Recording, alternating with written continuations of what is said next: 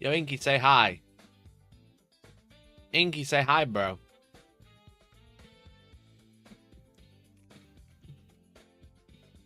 Is that a profile picture and a half? Say hi, Inky. Bro. Say something. You're not bothered, are you? You're not bothered, are you? Eh? He's not bothered, chat. Sorry, I wanted to say hello to Cat. I hope you guys want to say hello to Cat too.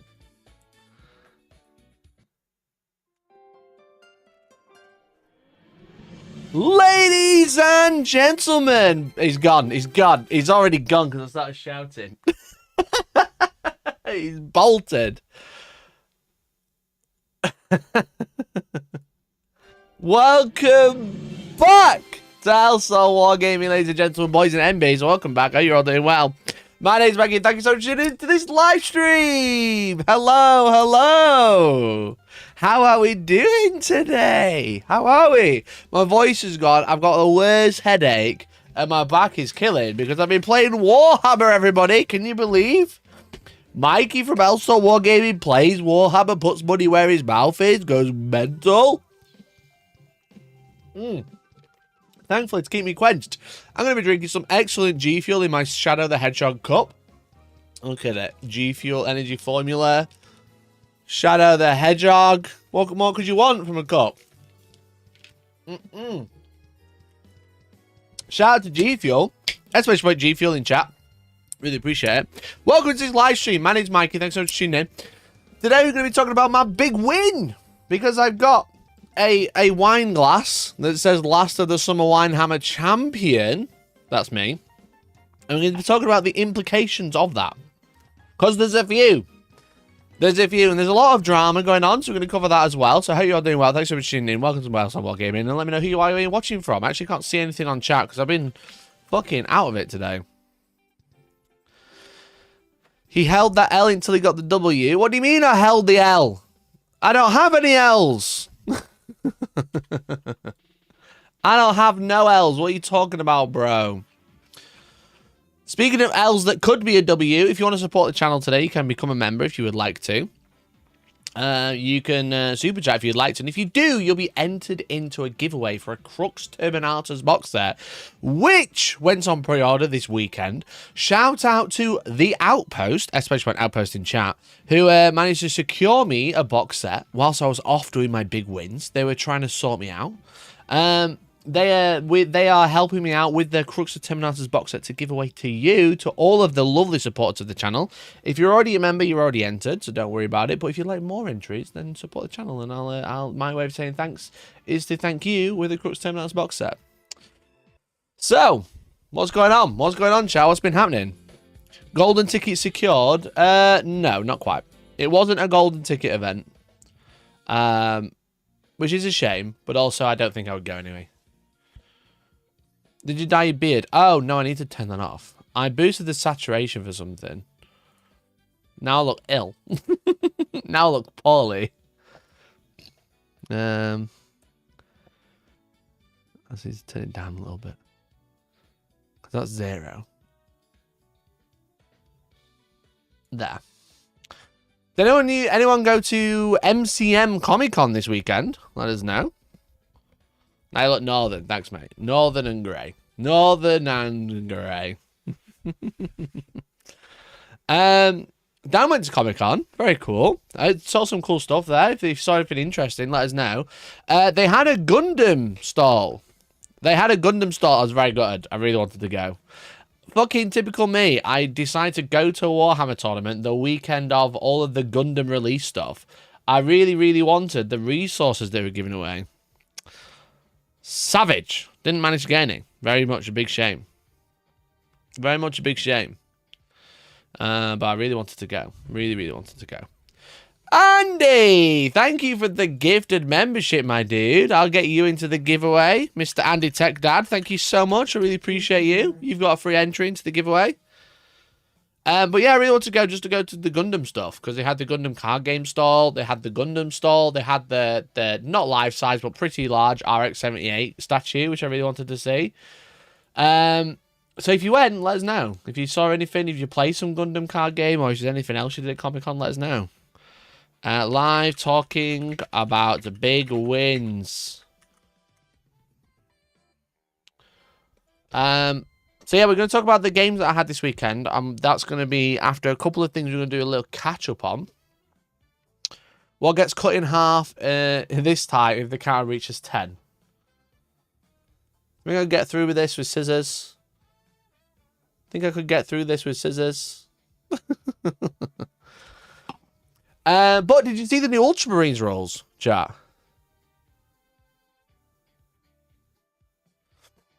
What we should say, before we do that. I don't know if you remember, but we've been predicting.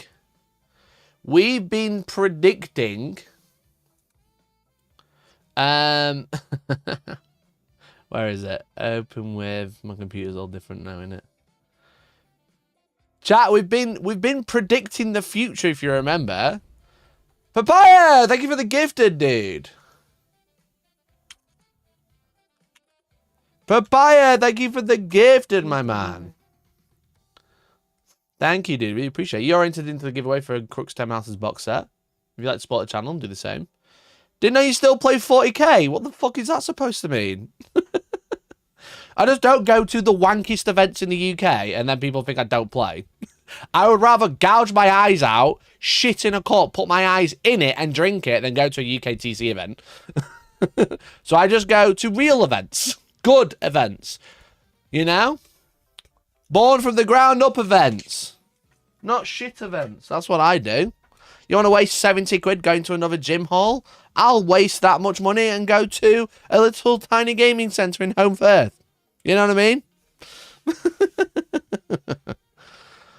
Chat! Look, the beginning of this year, right? We're still going. There's still 2 months left. The beginning of this year, we predicted the future. We predicted the future. I don't know if you remember. It's very important. All right? But we've been keeping track of what's been happening with what we've been doing throughout the year. And it's an interesting one. It's an interesting one because you remember we were pretty close to bingo, okay? We were pretty close to bingo. We had new AOS faction. We had the Hellsmiths, the Chaos Dwarves. We had King Charles on 14th of September, which I never said what it was. I never said what it was going to be. I just said King Charles 14th of September. And then everybody, you know, started, like, predicting stuff. And I was like, well, that's on you. I predicted 14th. And it was the day that him and Prince Harry started talking again, which, you know, very cool. There was a Golden Demon controversy. The guy who just, like, 3D printed an entire model and submitted it and won. There was Mikey gets dropped by GW. Don't think I need to explain that one. Don't think I need to explain that one. Been a funny year with GW, definitely. But this is actually in the middle of bingo, as you can see. It's in the middle of our 5x5 because normally you have a free space down the middle, you know. It's free. Because it's you know, that's just how bingo works. Then what middle one's free, that one always counts as everything. It's like an automatic bingo, you know. And we put it as Mikey wins GT. And guess what, chat? We can cross this one out. But we're not with that brush, it's a bit too thick. And we can cross this one out. Because your boy has won a GT! Let's go! Let's go, gamers! Mikey wins a GT! You know why I won a GT? Because it's free. Because it's a free bingo. No matter what happened this weekend, no matter how many games I played, the important thing is I got a fucking bingo in our predictions. New AOS faction, King Charles on the 14th of September. I won a GT, I got dropped by GW, and there was a Golden Demon controversy. Let's go, gamers! Let's go! We did it! Claps in chat. We got bingo! And we've still got 2 months.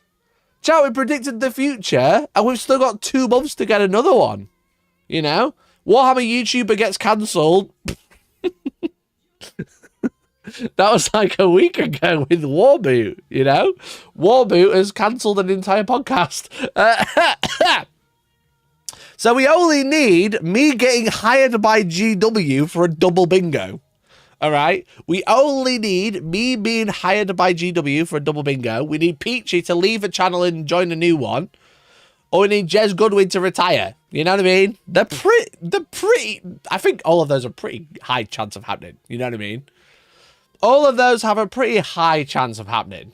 But we could also, if Jez Goodwin retires, we get a double bingo. If we don't hear anything until December about the Amazon series, except for saying it's still on, we could get triple. I think this is important. This is why, and this is why winning a GT is so free, because it was always going to happen. But it was also so crucial that it happened, because it's also the last event I'm playing this year.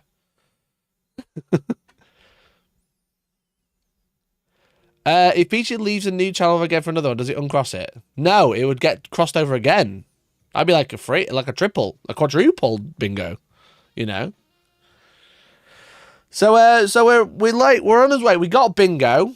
It took us 10 months, but we got bingo. That's what's important, chat. These are all the predictions we made like the end of last year. It was like the 31st of December, I think, or like the 1st of January. This is when we like made these predictions. And we've been going pretty well. We've been pretty on it, you know. Some could say we could predict the future, or we could say that Games Workshop are the most predictable company known to man, you know. But we're doing all right in the old bingo. We got 1. It'd be cool to get 2, you know. It would be very cool to get 2. If we got 3, I think that would be crazy. I think we should really like buy some lottery tickets at that point. 1's good. 2, this one still has a chance. I don't know how much of a chance it has, but I would say it's not 0. It's not 0, but I'm not saying it's 1 either. You know what I mean? So, there's bingo for you. Bingo 2025. We've got it. Well done, everyone. Claps in chat. Claps in chat. Well done. Well done. W, chat. W. Speaking of W, before we go on to the tournament, I obviously played Ultramarines this weekend. Games Workshop did not send me any Ultramarines, but I just 3D printed a Manius Kalgar. I don't think I'll be using him, but I did just print one because I got bored. I printed it 3 weeks ago. Do I still have a picture? I'm just going to grab it behind me. This is not where that picture is. Yeah, chat, I got it from the purple site. Chat, your boy got it from the purple site. Where is it? Where is it? Where did I print it? I can't remember. Oh, yeah, there it was. Chat, if James Workshop won't send me one to review, I'll just make one in a cave with scraps. This is definitely Canuck Var that I did not 3D print. This is definitely Manius Kalgar that I did not 3D print, okay? You know what I mean? Promotes purple site printing unreleased models. Why won't James send me stuff, bro? They don't send me stuff. You know what I mean? It's not like Mikey's doing this now. This is happening. It's now this is happening. So Mikey's doing this. You've got it all mixed up. But if you want to send me one, I want to use it on the channel. What am I supposed to do? What am I supposed to do? I've got a 1-for-1 copy from a certain person who's totally not being sued. Yeah, literally. Literally. You know? Get the Gamak Marine. But chat, the new rules look sick. Dude. The new rules look so good. Manius Kalgar in armor of Antilochus. Antilochus. He's got the same profile. You could buy one from Exploit the Outpost. I could, but that won't be in time for when I want to play with it, because every other fucker's already got one. You know what I mean? But yes, I'll be buying one from the Outpost. Along with some Victrix Guard, because they look good. So they've showed off the new Manius Kalgar. Everyone was talking about the fact that it's bullshit that Kalgar is tough to 6. He's a point higher toughness than Abaddon the Despoilers. Chat, why does no one know that Manius Kalgar is already toughness 6 and has been toughness 6 for about 4 years? Why is everyone talking about Manius Kalgar being toughness 6 when he's been toughness 6 for 4 years already? I don't understand what people, why people are like this. You can't complain about a character being T6 if he's already T6. If he was toughness 7, I'd be like, yeah, that's Death Guard level. That's crazy. But you're complaining about a movement profile, which he already has. A toughness profile, a save, a wounds he already has. His weapons are the same. He's actually lost 2 models. he's worse. He's actually extremely worse because whilst his Victrix Honour Guard are alive, the other Kalgar in the Gravis, he has a 4+ feel no pain. So if he gets precisioned or he's on his own with the 2 Victrix, then he has a 4+ feel no pain. That's extremely broken. It's extremely good. Guess what? I played Kalgar this weekend. Best unit in the game. All of this is it's identical, except for he has deep strike and he can lead Terminators. He can, to be fair, he can lead a lot more now. He can definitely lead a lot more. But he's been T6 for 4 years. What are people talking about? Shut the fuck up. You know what I mean? Who's tagging me on Discord while I'm live? If it's annoying, I'm going to ban you. Okay, I'll let you off then. What happened to my face? What happened to my face?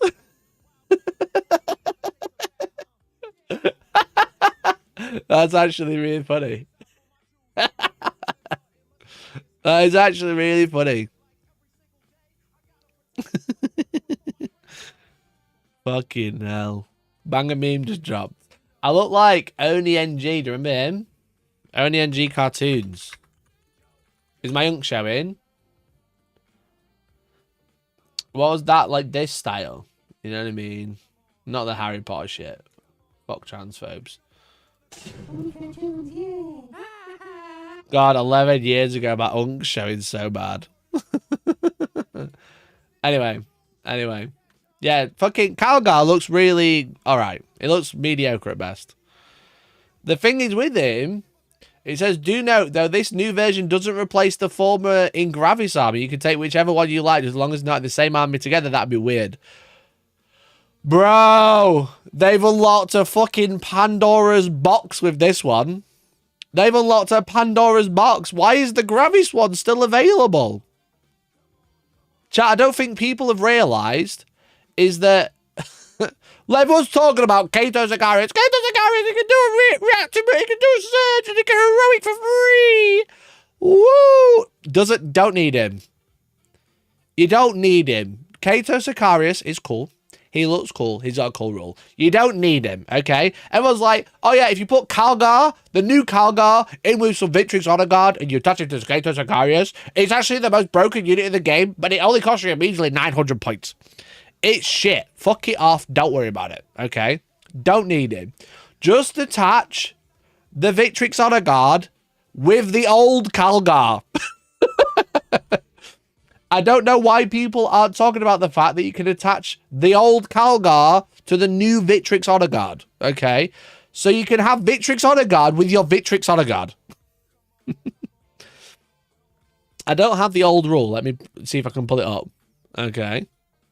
Let me pull it up. What's the points difference? No idea right now. No idea right now because they haven't shown everything off. They haven't shown off the points.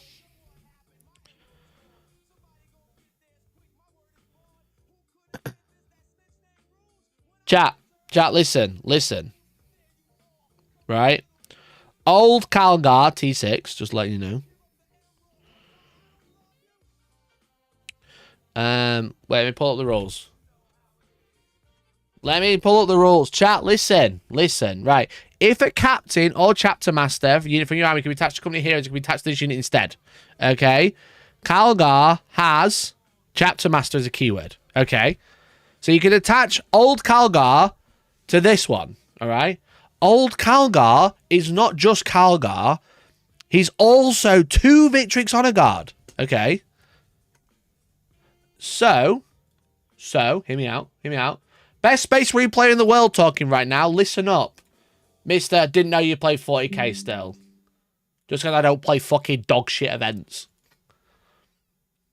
Look, Manius Kalgar, T6. He's been T6 for fucking 9 years, right? He's been T6 forever. For as long as you can remember, he's been T6. Because no one remembers anything before 8th edition. Alright? But he comes with 2 Victrix Honour Guard, which have a 4+ invuln and 3 wounds, okay? They're the little guys with the shields that come with him. And the whole point of the new Victrix Honour Guard was to replace the old Victrix Honour Guard. However, they're not getting rid of the old Victrix Honour Guard. They're keeping the Victrix Honour Guard and bringing out the Victrix Honour Guard, okay? Because he says, whilst he's leading the unit, he can shoot and declare charge if advance off their back, which is obviously great. You get a command point still, which is obviously great. Exactly the same as new Kalgar is in Terminator armor. However, he has Honour Guard of Macragge, which the new one does not have. Whilst this unit contains 1 or more Victrix Honour Guard models, this unit's Manius Kalgar keyword has the Feel No Pain 4+ ability. Chat, the new Victrix Honour Guard give Old Kalgar a 4+ Feel No Pain, which is great because you can give him 4+ Feel No Pain when getting precisioned. The other thing is instead of keeping a single Victrix Honour Guard with shield alive with Kalgar and hoping that no, ignore me. That doesn't work. Ignore that second bit. Pretend I didn't say that. Rewind.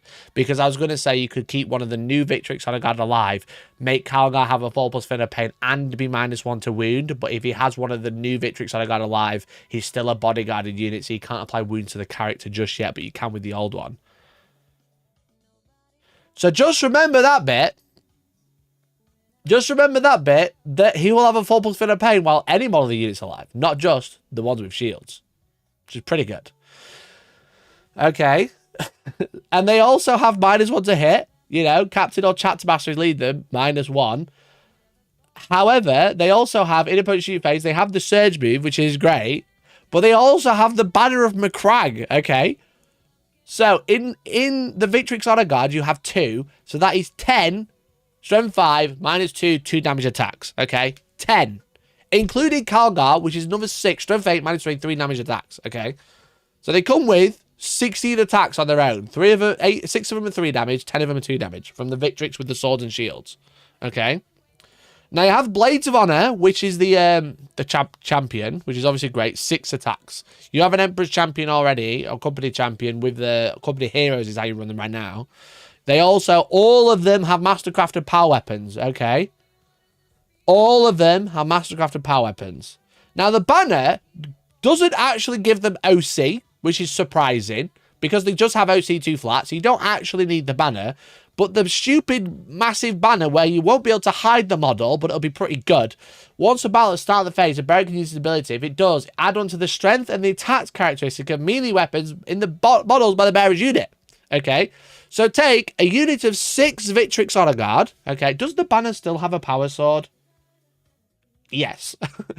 In exchange for 1 heavy bolter, which is 3 damage and never say wounds, and 1 bolt rifle, which is bolt rifle, and a mastercrafted bolt rifle, which is, 2 damage and never say wounds. Is there no invuln? No. Company Heroes also don't have an invuln.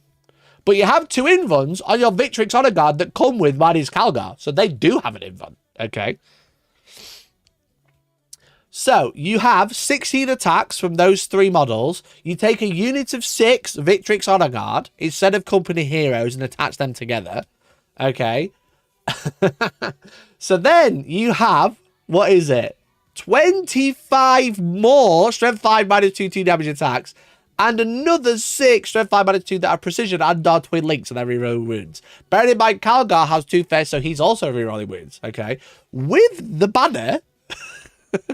you have, and the Victrix, you have 37 strength 6 -2 attacks. Okay. 37 Strength 6 minus 2 attacks. You also have 7 strength 6 minus 2 damage attacks that are precision and twin linked. They're all hitting on 2s. And you have 7 strength 7 strength 9 minus 3 damage attacks as well. How many attacks is that? 37, 44. That is 51 attacks from like 9 dudes that are strength 6 and 2 damage at least. Or re-rolling wounds, or strength 9 and 3 damage.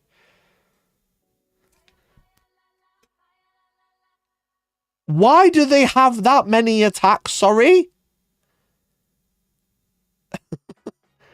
I'm sorry, why do the Victrix have that many attacks? Anyway, chat, I've ordered 6. Because depending on points, these are extremely broken. Kalgar is already a great unit. The new Kalgar is so poo compared to the old one because you lose out on an additional 12 attacks.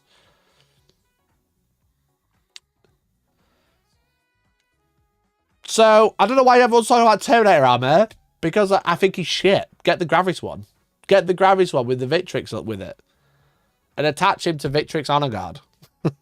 Now, the points is going to be the big one, because currently you run Kalgar with company heroes, which have a lot of attacks, but not that many, you know. And company heroes are, how many points these days? They're 105. So, depending on how expensive Victrix Honour Guard are, I don't know if you'll see them that much. But, like, depending on how many they're going to be, you know. Depending on how many, imagine they're like 80 points for 3. Imagine they're 100 points for 3. If they're 100 points for 3, I'd put 6 in every list. Even if I'm not playing Space Marines, I'd play any army and I'd put 6 Victrix Guard in, you know. Death Guard? Yeah, I'll take 6 Victrix Honour Guard, please. I spare Gravis Kalgar. Good time to sell on eBay. I don't think... Everyone's talking about this one. And I'm like, what are you talking about? What are you talking about, bro? Why are people talking about the new one when you can talk about the good one? Oh, he's in Terminator army like he used to be. So, Gravis armor's cool.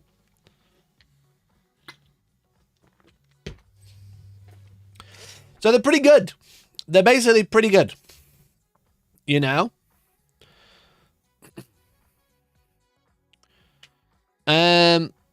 They'll point them on the assumption every unit of 3 has epic heroes, even though only 1 unit can. Yeah, but they're very similar to company heroes, and they're unit of 4 for 105 points, sorry. You know? They're unit of 4 for 105. So if they're comparable, like 100 for a unit of 3, then you'd probably go, I'll take 6. You know? Maggie didn't say they're phasing out. Didn't say last week they're phasing out Gravis. I didn't say it. I theoried. Yeah. They haven't released a Gravis unit, barring the Apothecary, for 3 years, 4 years, 5 years. You know, Eradicator is the last one. What, 9th edition? I think we probably are phasing it out because they don't sell Manius with the Victrix Honour Guard anymore. You know, they don't even sell Manius Kalgar. You know, there's one on eBay for $58.99. You can't buy him anymore. You might be able to get him from somewhere else, but you can't just go and grab one off the shelf because they took them from the shelf. You know? Well, there's one on eBay, and then all the rest are Joy Toy. You can get a Joy Toy one. So the idea that they're phasing out Gravis, they literally got rid of it. They're not getting rid of the rules, but that's because I don't think they want to Legends it, you know? I don't think they want to Legends it in case people saw the Crux box and bought a Manius Kalgar. They're putting a stupid pose. Bro, you have a knife. Come on now. You have a knife. I'm sure you can work it out. Is the eBay one pro painted? No, it's brand new, bro. 120 for 3 is my prediction. 120 for 3 would make a lot of sense, yeah. But if they make them stupid points, you know, could be fucking nuts. Anyway, I'm buying 6, chat, because they're really good. I hate the banner, though. Chat, if I leave the banner off, and I'll just say it's war gear, do you think people will care? If I leave the banner off, and then I don't, and I just use the rules for it anyway, do you think people will care? Because every fucking cunt I play never has proper loadouts. You know? Look at every fucking tile player, Big C, I'm talking to you. Look at every fucking tile player, whether like their drones or their war gear, so we don't need to put them on the table anymore. Well, why do I need to put my banners out if he's got no drones?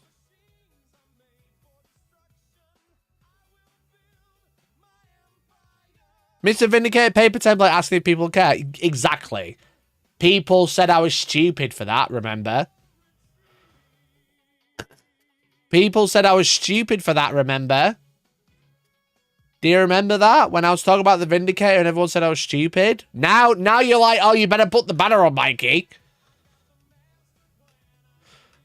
You know?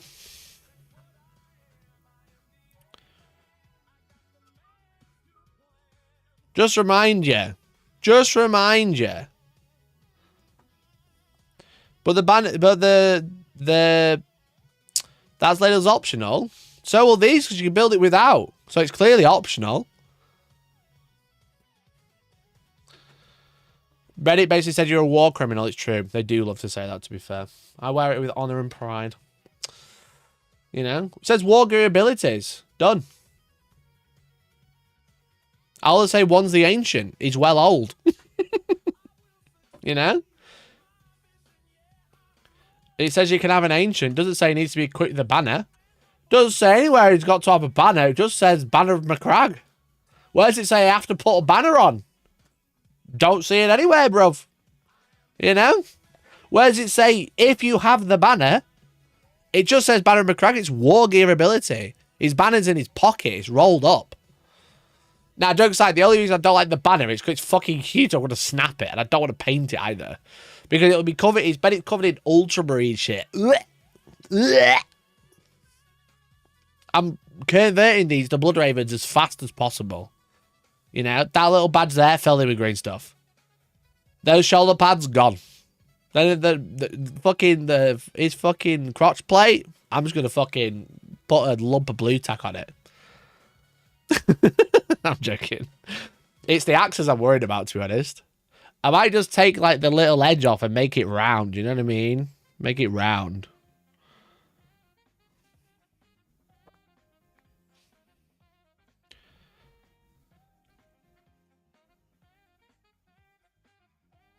But jokes aside, these models are well expensive. So I was talking to the Parasocial Gang last night. Parasocial Gang getting a bunch of entries to our Crux Terminatus giveaway, by the way. You could become one as well. They're like £37.50 or something stupid. £38 for 3. I was like, so I won a voucher from winning the event, which is very cool. But I went to buy 2 boxes of Victrix, and then I was like, why do I need to pay an extra £20? I have a £60 voucher. Why do I need to pay another 20 quid? What's going on? Why can't I just use my voucher to buy 6 dudes, you know? Why are they so expensive? How much are they? Let's have a look. Now, for the Outpost, they are £30 a box with the discount. But I won a voucher, so I was like, I'll try and use it, you know? I'll use my little voucher. Sorry, £38.50. Get state of that banner. Ugh.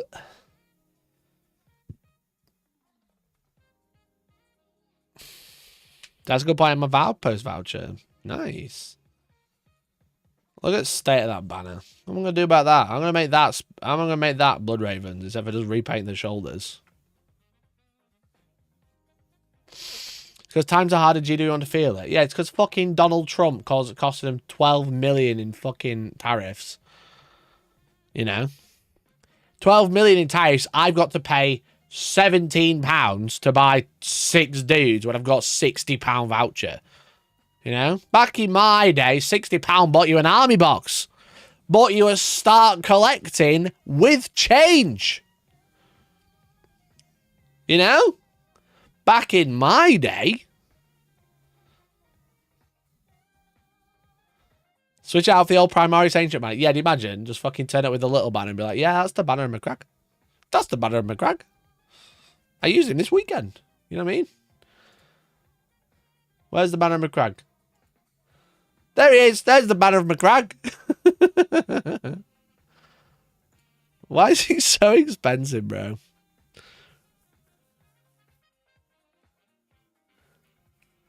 Why is it so expensive, bro? I was like, 60 quid. I can get 2 boxes and get them for free. Sick, because I did so well.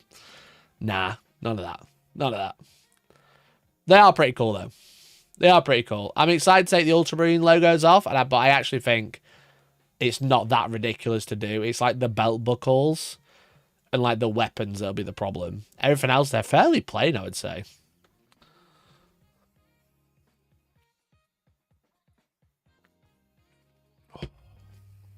Oh, so nice. Anyway, chat. The other drama outside of the price of Warhammer, because we've already done that a few times. I think you could put half the spare parts on a Blade Guard set for some variety. That's not a bad shout. Banner of Bloodraven discount. Banner of my crack. It is the banner of my crack, yeah. Chat. Someone leaked the Ashes of the Imperium. I got Ashes of the Imperium early. Valdar and most of the remaining Crusaders have locked themselves into a throne room and talked to nobody. One of the POV characters, the Ultramarine Chief Librarian, has a brief conversation with the custodians guarding Gulliman's chambers. When he asks her how the Emperor is doing, her stoic facade cracks for a second, and it shows that she and all the custodians are utterly devastated by what's happened to the Emperor. Spoilers, there's women in my heresy. Let's go! He's gone woke! Let's go! Let's go, bro! Let's fucking go! There's women in my heresy. Let's go. And there's Cope. There's Cope. I read a fair amount of voice. I can't remember even a reference to female custodian. Are you sure it's not a sister of silence? LOL. I can't do it. LOL. Scouring. It says that. Scouring, not heresy. Just it says heresy. Come on, bro. Come on. In the grim darkness of the far future, there's only war and DEI, said the anti-snowflakes. For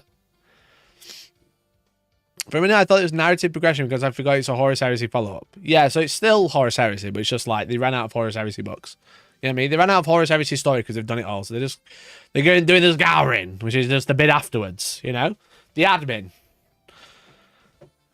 They were truly always there. They're in my heresy. They've been there for thousands of years. There have always been female custodians. It's in my heresy books, clearly. Let's fucking go.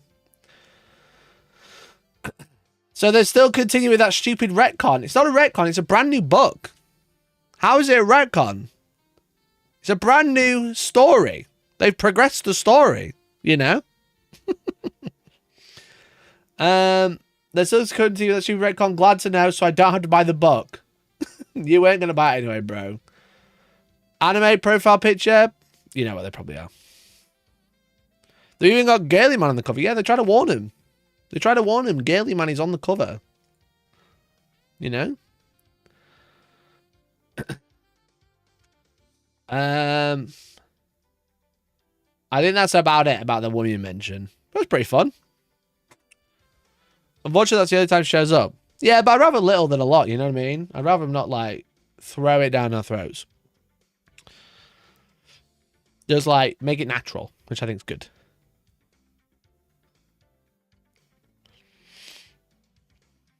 I can't believe Warhammer's gone woke and it's for everyone now. Yeah, it's only been, like, 5 years since they said that, but, you know. It's all because of Henry Cavill, yeah. Henry Cavill's made it woke.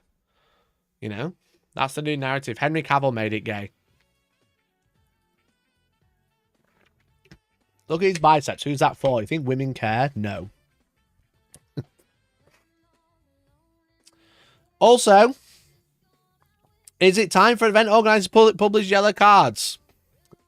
Because at the Coventry GT, those events that supposedly I should go to, without going into gory details to avoid anyone being identified, sorry, my friend played a player from a very well-known, top tier and successful team in the UK. Said friend caught them in a game-losing mistake and called a judge to make a decision. With the judge on their way to the table, the player from the well-known team says something along the lines of, I'm just going to change the table state to my favour and lie about it when the judge gets here. This is the energy that people want to go and hang out with. This is the energy that people want to go hang out with. Pay £70 outside a gym hall and wait for a guy to be like, yeah, I'm going to move the models and lie.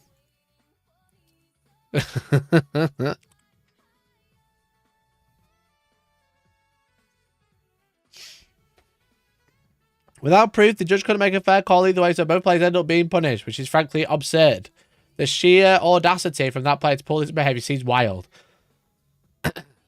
Anyway, at the end of the tournament, my friend told the judge that the said player officially beginning with a yellow card, presumed not for the one incident, as I highly doubt that would have been the only incident of that kind of behaviour from this player. Now, all of that is essentially a bit of context to my question. Is it time for tournament organisers to publish lists and players have been given yellow cards, or tag them on BCP from events in some way? I asked the question as, it dawned on me that players being yellow carded means absolutely nothing to the players that have to play them in subsequent events. So, we've got a story, which may or may not have happened. Probably did, let's be honest. Probably did, knowing those types of events. You know, they don't breed community at those events, do they? You know what I mean? They don't breed... wow, I'm going to have such a wonderful time and make 5 new friends, are they? You know? We don't breed community, friendship, anything like that. Do I learn this kind of tactics from a pyramid scheme teaching? Yeah, I think so. I think that's how it works. There's a guy at the top who gets loads of people to wear his t-shirts, and then they get people to sign up, and then they wear t-shirts, and then they get to sign up, and then they wear t-shirts, and they get to people to sign up. You know, if you get like 1, and they get like 2, and then they get like 2, and then they like 2. You know what I mean?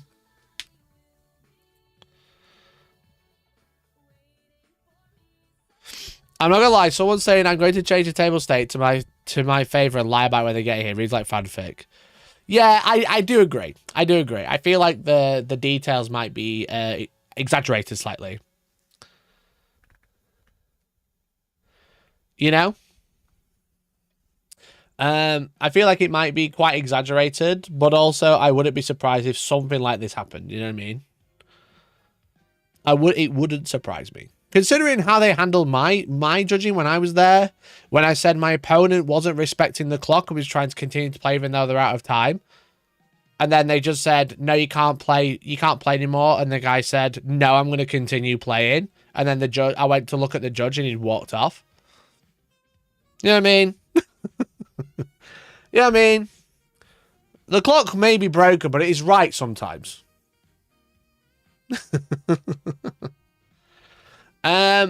But the point is,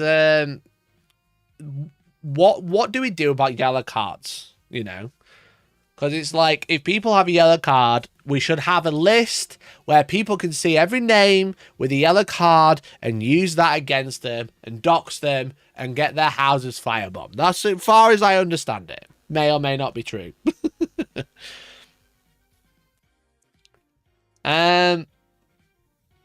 Now, all of that is essentially a bit of context. Is it time to talk about guys' published lists? Using the guy's story above example, how is the next person that plays him supposed to know he's on a yellow card and should probably scrutinise his gameplay a little more than normal? Surely it's fair on the opponents of yellow carded players to have a heads up that they are on a warning. So I think we want people to like walk around with little yellow hats on and being like, I am a dickhead. You know what I mean? Like not dunce hat, dickhead hat. That'd be quite funny. I think that'd be a great way for people to know that you've got a yellow card if you've got to wear the hat of shame. I know it's a tool for tiers when people are on a last chance before a ban, but the system currently offers no benefit to paying customers of events. So the main thing is with this is like, this works if there is like an official circuit that everybody like is part of, and everybody is like you know, joining of, and we maybe like score points depending on what event we go to and how many people are at the event.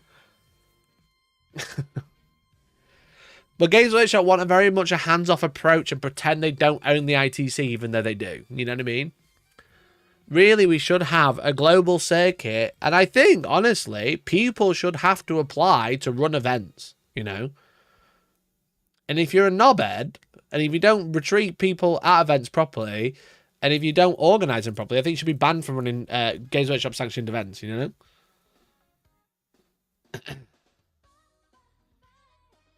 But outside of that, the problem is there's no communication with TOs outside of like dates, really, or like what date you're going to run an event.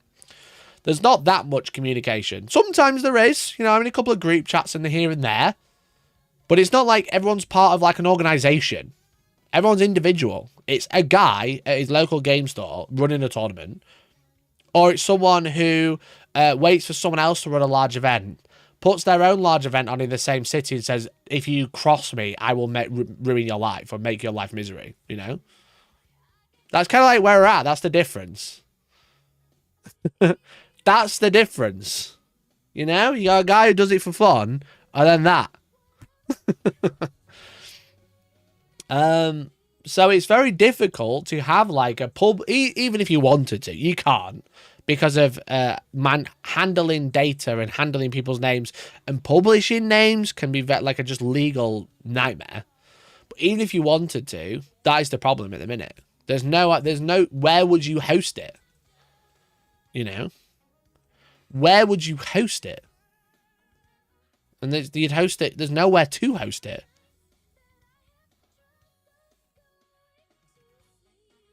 Maybe there should be an ITC points penalty for getting carded at an event. Well, there is, but you can't look at people's ITC ranking because you try and look at it and it crashes. On your phone, especially. You can't, the app that we use to pair stuff doesn't even work half the time on your phone.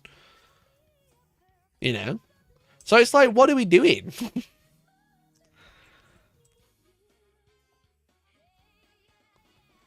If BCP are going to pretend to be the competent organizational platform, they should be the ones doing it. Yeah, literally. Literally. One thing I've learned with, like, card games, you know me, guys, I love Gundam, you know?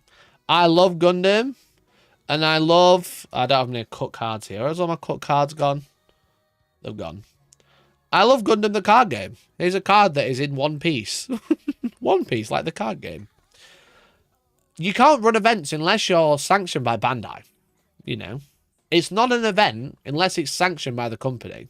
If outside of that, it's an illegal event, and you can have products like denied. Like if you want to like sell products, for example, if it's a store, and then they want to run events, and Bandai say no, and then you do it anyway, they'll be like, right, you don't get our product anymore.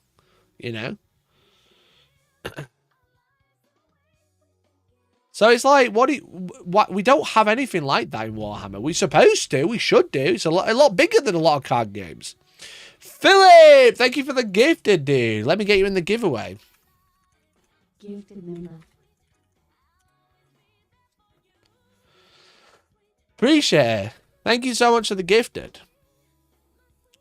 So if you wanted like a public list and like a banning list, you could have people where if they've got yellows, they can't sign up to events, for example. Or if they got reds, they can't sign up to events. But at the minute we don't have that because it's just BCP doing whatever they want. Half owned by GW, half not. Not really doing anything, making the website worse and worse. You know? There's a big discussion of like whether we should have a public list, how we manage a public list, how they manage that specific situation. So I was like, start waving your arms and make a scene. People like that, Carl, you're not having the nerve to put them on the blast. F cheaters. Yeah, what I'll do is someone just said to me, I'm going to lie to the judge. I'm going to start waving my arms like an inflatable balloon man. You know what I mean? That's exactly what I'm going to think to do. Imagine the guy who has that. Wizards of the Coast has total control and polices their events very well. Exactly. Warhammer plays on a list, not the first time.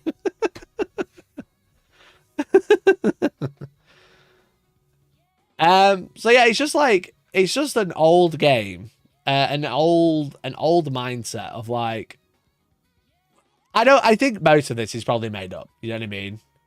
I think most of this is made up, but the whole point of like, we need a public yellow card list.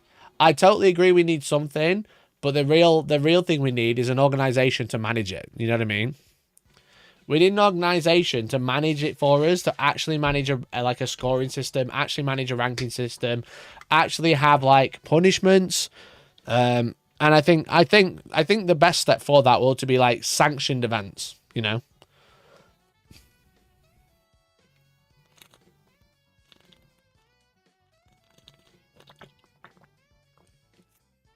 Because then you won't have the drama of UKTC denying points for events that run on the same weekend, even if they're a 7-hour drive between it.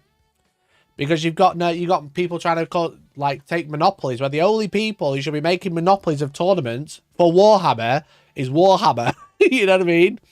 Because they own it. I honestly think a sanctioned event would make a lot more sense. You know, rather than just like anyone and their dog doing it. Is like, if you want to run an event, you've got to be like approved for it. Because then if there is drama from it, and it turns out TO's being a dickhead, then they can have that revoked. So then they're not official events. So they're not part of the ITC. They're not part of anything. They can run their own one, but then, you know. So yeah, it's the case of like making an unbanned account, but if every event was registered under the same roof, which kind of they already are anyway, you know, that would just make more sense. We need players wearing some kind of copyrighted cheap mounted camera equipment for any events in case of issues. Yo, chat, I almost streamed the event. I was gonna stream from the event this weekend because I've got a new mounting system for my IRL bat reps, but my new phone hasn't come yet, so I can't do it yet. Well, probably sanctioned events is you can't run proxies. Well, you know, that'd be like another thing, right? But yeah. But currently, even if Games Workshop did it similar to how they do golden tickets now, it's like if you have a golden ticket event, it doesn't mean I can't use 3D printed models in that event. You know what I mean? It's just one's like independent and one's not. If that makes sense.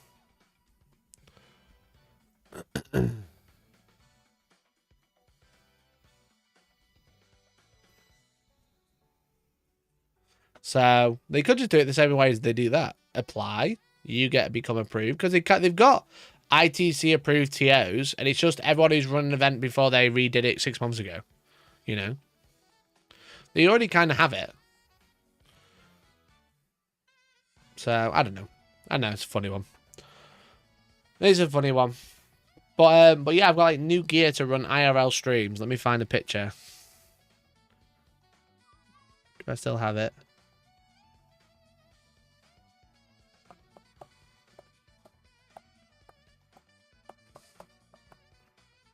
I don't think I do. No, I don't think I will. When did it come? I put it in Parasocial the other day. It just hasn't saved it for some reason. Anyway, chat, more exciting news. Let's talk about this event, shall we? Let's talk about this event, chat. But while we're talking, if you gift a membership, become a member, super chat, you'll be entered to win a Crux Terminators box set that is running from now until like 2 weeks on Monday. But next Monday, the tickets for my events are going to be going out, which aren't full of dickheads, and if they are, I kick them out. So Monday the 3rd, which is next week, chat, I'm afraid to say. I am afraid to say that Monday next week is when the tickets is going on sale. That is Monday the 3rd of November. I will be putting on the tickets for our next events. So we've got our event calendar, which you might have seen.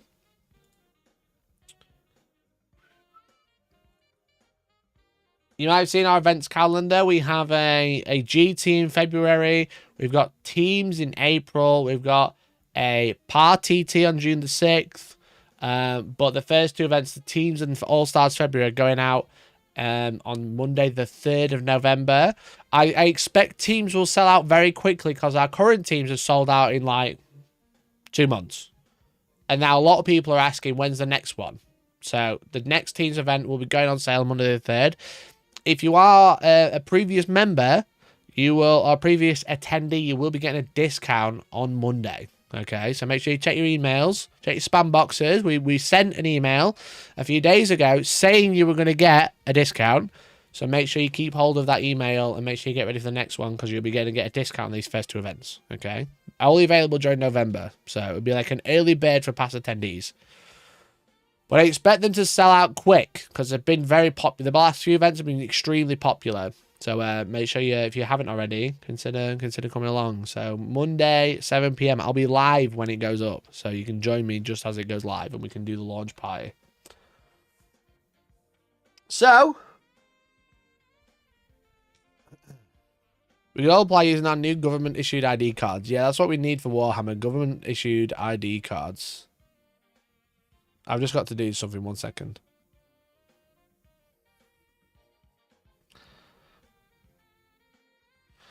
Right. Chat. Your professional Warhammer streamer won an event this weekend, baby. Your professional streaming Warhammer YouTuber, your favourite, some could say, went to a tournament with a Stormraven and won. Let's go. Let's go, baby. Oh, what a fucking boy. He went to a tournament and won. Not been into a tournament in 4 months. Just won it anyway. Shout out to Josh Roberts and Innis for putting me onto the Stormraven meta. I really appreciate it. It's been extremely fun. It's been extremely fun. Really fun. So this weekend, I went to Last of the Summer Winehammer, which is an event run by a guy called Marcus in Home Firth. Now, there are more events that are going up by Marcus with Last of the Summer Winehammer, but they're going to be based in Huddersfield. So if you're based in the north of England, in the God's country of Yorkshire, you want to go to Huddersfield for a weekend. Can you attention, please, chat? Listen, is that satisfying? You can come win one of these. I'll be going as well. I think the next one's in March. But he's yet to put dates out. But I'm sure it'll be soon. It's fun, that, isn't it? So I took a Stormraven to a tournament and won. That's the title of the video. So it was a 5-round event on UKTC terrain. And I don't have a full picture of my list. But it is probably what you expect. It is an Ultramarine Stormlands detachment. So Ultramarines obviously have the best characters in the game, let's be honest. They have Kalgar, they have G-Man. And it is Stormlands, which is the not White Scars detachment. Because it is the one that is the one from the Codex. So this gives the entire army advance and charge, which is obviously great. And it's extremely good. And most of your units want to be in combat a lot of the time. Gladius is usually the way you want to run Space Marines, and you have advance and charge when you need it. But it turns out advance and charge every turn of the game is actually really good. There's actually a really crucial stratagem in this one as well, called Windswift Evasion, which essentially means that if you have a mounted or a flying vehicle unit, you can spend 1 CP to give a unit -1 to hit and -1 to wound. It is insanely good. It's not called Windswift Evasion. It's called Ride Hard, Ride Fast, sorry. It is a mounted or flying vehicle. Windswift Evasion is a reactive move, which is the other great stratagem in this detachment as well. If you end within 9, a infantry or mounted unit can reactive move flat 6 inches rather than like D6 like you have in Gladius. There's also auto-advance for mounted or vehicles, excluding walkers, which can auto-advance 6 or 9 if you're mounted. And then there's also advance and charge for blitzing fusillade, which gives you assault when you advance. So this detachment has advance and charge naturally and fallback and charge. You can advance and shoot. You can auto-advance an extremely long distance. And you can make yourself extremely tanky with -1 to hit and wound, which is pretty sick. And then, did you know the Stormraven's -1 damage? Did you know that? Because I did. Did you know the meta is filled with 2 damage? I also knew that as well. So the list, it's a lieutenant with combi weapon. Obviously one of the best little characters in the game. 70 points for a reactive move. He chooses an objective and gives you reroll 1 to wound on it. It's pretty beast. I've got Manius Kalgar with Victrix Honour Guard coming in at 200 points. We've got Rabute Gilliman, who's my warlord. Rabute is obviously extremely good unit. Gives you a secondary oath target once the first one's dead. He gives you a free command point within 12, or you can give units reroll battle shock and 1 OC, which is pretty good on a Stormraven. I don't know if you do. I've got a Tech Marine, which is definitely I was kind of on a similar list to Innis, what he took to LGT anyway. But I watched his coverage and he was like, I might swap one of the speeders for a Tech Marine and some bikes. And I was like, that sounds pretty good. So I'll do that. I've got 5 intercessors. I've got company heroes going to be Kalgar. I've got a unit of incursors, a unit of outriders, 3 Redemptor dreadnoughts. Because did you know the meta's 2 damage and Redemptor dreadnoughts are -1 damage, and they're 195 points now because I did. I've got a Storm Speeder Hammer Strike with this is the Melter Destroyer weapon and the one that removes cover, which is pretty beast.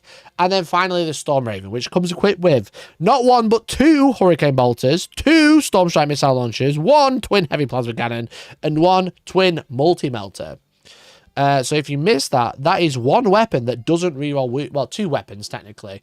2 weapons, which is 2 rockets, which don't reroll wounds. Everything else does though. So here I am with my Stormraven having a great time. This is me after 3 wins on day 1, but I'll tell you a little bit about some of the games. This is my painted Stormraven. I messed up the window. As you can see, I couldn't get it to fit. Chat. Why did no one tell me that putting the visor in a Stormraven once it's painted is extremely difficult? You know? It's really fucking annoying. However, first game, I played against my friend known as Jez, and he was running Chaos Demons Legion of Excess. Now, these sorts of events, you got people running who knows what, right? But he was running 3 Greater Demons, one of them being Shalaxi, 2 Demon Princes, loads of Fiends. And he was like, you know, I usually run Khorne. I want to try Demons of Slaanesh. Now, this is a pretty funky one because I almost lost it because I shot he went first and just ran at me, as you can see. This is the start of my turn 1.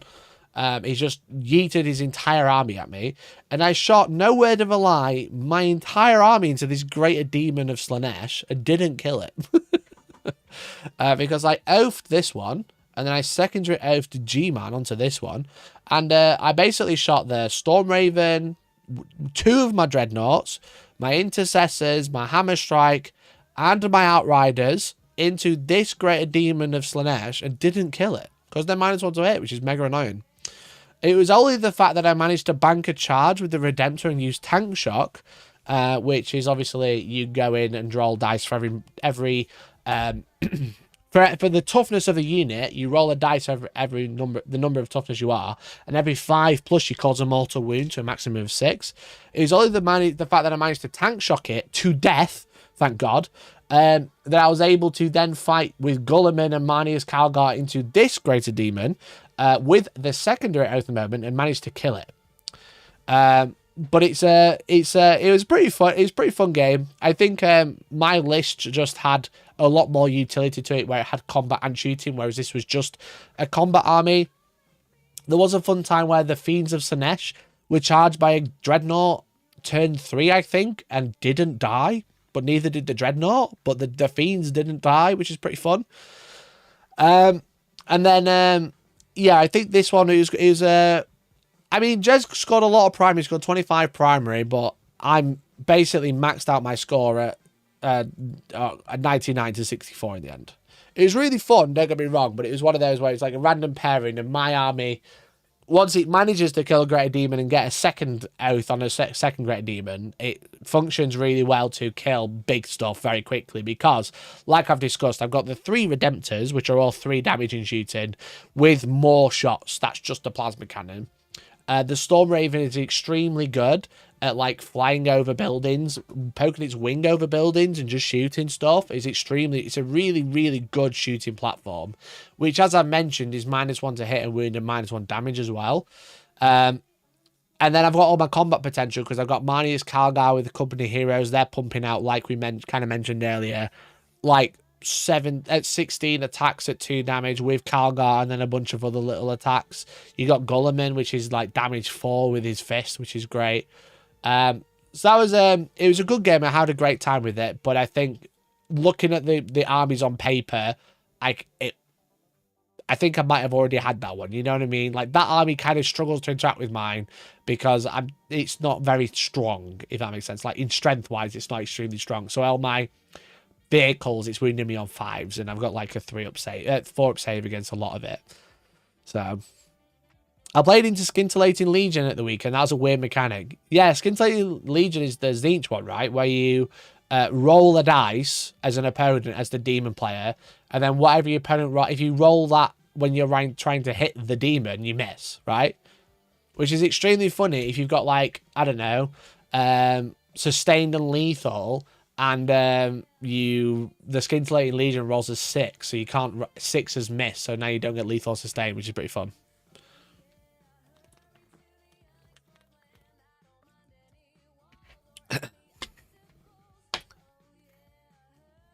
So that was game 1. Demons of Slaanesh. Very weird army now. I would say Demons of Slaanesh are probably one of the weaker ways to play demons at the minute. I think the original Demonic Incursion is still really good, to be honest. I don't think you need to run much else. Really? I think that's probably the better way to run them. But it's cool to see. And I've known Jez a long time, so it's nice to play him. But the interesting thing about this event is I'd scored 99 points. And they were doing pairings on points, not random. Which was extremely weird. That's not something I've seen for a long, long time. Ever since the controversy of me yellow carding a certain someone for actively scoring less points for favourable matchups, after I'd scored 99 points in my first game, I was like, oh, okay. Yeah, we can we can fucking manipulate the score. Maybe I should have known that beforehand, but I would have done it anyway. But it's just like, it felt weird to be like 2025. We're doing pairings on points rather than random, but it was whatever. But next game, I was expecting to play into Co, or from who plays Orks, who's a Team England player, or like Team England adjacent. Hey boy. There's a cat joined us. Didn't notice him. Can you see, chat? Look at him. Hey boy. What are you doing? You just chilling? He's just chilling, chat. So yeah, so I was expecting to play Co from with Orks. One of my scary matchups, because I know he's an extremely good player. However, he scored 100. I scored 99. The table next to me, playing Decknull, who we love and appreciate, old Decknull. Decknull managed to give his opponent 100 points, so I dodged Co in round 2. Bearing in mind the mission in round 2 is Purge the Foe, which is obviously kill 1, kill more, hold 1, hold more. Now, Purge the Foe with my sort of army, which is, you know, mostly vehicles, against Orks, which is running Warhorde, was definitely one of the favourable matchups I was hoping for early on, on such as Purge the Foe. However, I was not so lucky. I ended up playing into another friend of mine called Marcus, who was running Astra Militarum. So we were playing Purge the Foe, where he was running basically exclusively tanks. And by basically, he didn't have a single infantry model, barring these artillery pieces from the Krieg box. It was 2 separate ones of these. Lord Solar. Oh, he had an assassin, which I completely forgot about. A Calexis assassin. Calexis. He had 3 Dawns and then all Leman Russers. And he had Leman Russers with the Vanquishers. Now, Vanquishers are the ones that are extremely dumb. Where is it? Vanquisher. They have the Vanquisher cannon,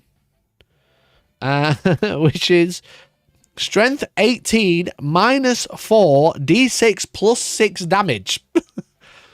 So as someone running 4 models, which are really good, and then everything else is like, you know, well, 4 plus this. And then he's running, I think it was 3 Vanquisher turrets, 2 Leman Russes with the Exterminators with the autocannons. I was in for a rough time on Purge the Foe, that's for sure. But I did manage to take the win eventually. Like I said, it was Purge the Foe is about holding, and what I kind of did was I ran my. I had to play really defensively. I managed to go second. Go second is superior. Let's be honest. I managed to go second. Got some decent cards early on. I got things like Storm, Hostile, and Air Denial. I think he was like holding this objective with the Leman Russ, and I managed to charge it through the wall because I think he wanted to try and poke out so he could see stuff. I managed to like charge it through the wall and punch it, which is pretty nice. And I managed to like take this, and then with Air Denial, there's quite a fun trick because of the fact that you have reactive move and you have lots of like little units. You've got like the Combi Lieutenant, which has a reactive move, and you have like the Kalgar brick, which has a reactive move if you need it. What you can kind of do is put like, especially on this type of terrain, is like put like one guy here just on the outside of the building holding the objective, and then you can put the rest of the models behind the wall, you know. The reason you do this is like, you might see this a lot, is a lot of the time people do this with like bricks of 20 and then they get shot, right? But then they kill the one outside so no one else can shoot. The thing is with the company heroes is they're quite tough. They're -1 to wound all the time, no matter what. They're not like -1 to wound if you have higher strength. They're just -1 to wound all the time. And they have a reactive move because you're playing the Stormlance detachment. So if you put one model on this objective, you know, if your opponent wants to take this objective from you outside of charging, they have to walk onto it, you know. If you walk onto it, you spend 1 CP or even make it free with Gulliman to reactive move this unit back into the building. It now can't be shot. If they don't knock you off the objective by walking next to you and shoot you, you are -1 to wound, which obviously means that they're wounding you much less. You can also use Armor of Contempt, so they are now -1 AP, and there's models like in cover if you really want to bank it. If they shoot something little into you, you go, oh, you do it on the guys inside because they've essentially got like a 1-up armor save. And if you do it on the guy on the if you do shoot something big into it, you kill the first guy, and then you hope that they don't kill that many, and then the rest of the unit's just behind the wall ready to counter charge, jump back onto the objective, advance, shoot, and charge into their building, for example. Because the UKTC seems to have these massive buildings in the middle. These are some of the worst UKTC layouts I've played on because they're just really bad. But because you have that, you can really use it to your advantage for things like reactive move. Like the Lieutenant, the one guy on his own, was just honestly just sat in the middle of the board most games, just moving backwards and forwards between the building. You know, it's like, if you don't take it, cool. If you come and try and shoot me, I'll try and reactive move. Or if you walk onto the objective, you don't get it, you know. And people like really struggle to like deal with him, really. I mean, eventually he died in a couple of games, don't get me wrong. But like, people who knew that it was annoying got him, and people who didn't realize watched him jump backwards and forwards for a building and score me about 25 primary a turn. A game, sorry. So this was a rough one. But the thing is with it is like, I have so much shooting, but the problem is with like the guard is they have so much shooting as well.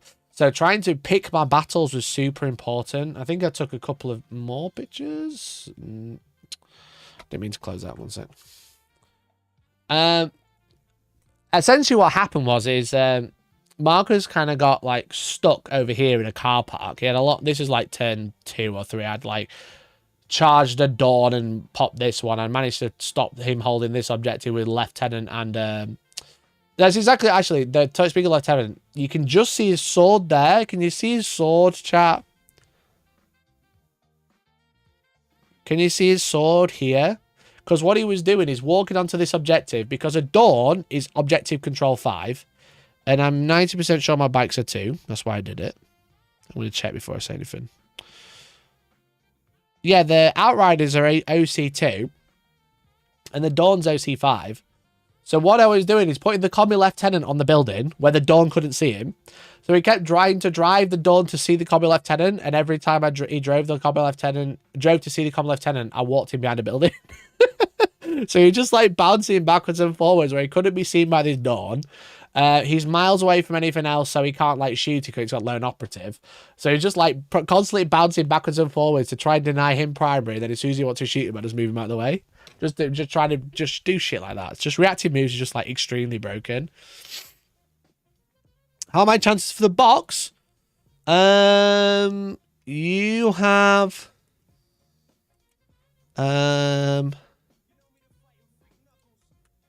quite a few entries. Brennan, you have 48 entries out of about 200. So you're 1 in 4 almost. You're almost 1 in 4. That sounds fun. Yeah, in a competitive tactical game, it's extremely funny. Now, the thing is with this is I kept shooting all my melters and plasma into Marcus, and he kept making all his saves. That was fun. But whenever I shot like my bolters and stuff, he had like, because like the twin bolters and everything in the... Brendan! Holy shit, dude! Dude, holy shit. Thank you for the 20. You are definitely more than 1 in 4 now. Dude, thank you so much. Oh my god, thank you, man. 16, 20. I got you in, dude. What a fucking boy. If you've just been gifted membership, make sure you say huge thank you. If you'd like to be in with a chance to win the giveaway as well, make sure you gift a membership. If you are on the gifted tier because you were gifted, you are not in the giveaway just yet. Okay? It's not all members. It's only members who have joined, who have gifted themselves. Thank you, dude. Fucking hell. What a legend.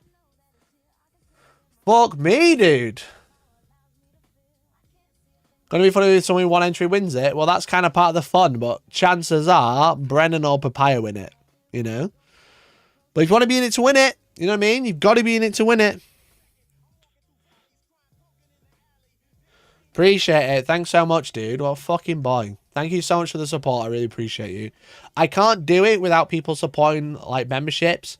If you wanted like a reference of like how much difference it makes, someone on a 199 tier, in terms of like being a member, is the equivalent of watching like 1,000 hours of Hellstorm videos. Just like to kind of give you like a reference of like how much money I make from ads. So if you can't watch 1,000 hours of Hellstorm every month, consider becoming a member at £1.99. That'd be really sick.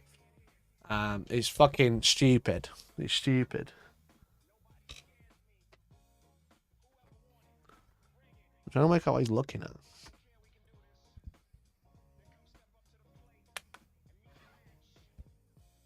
Don't fall off, bro. No, imagine.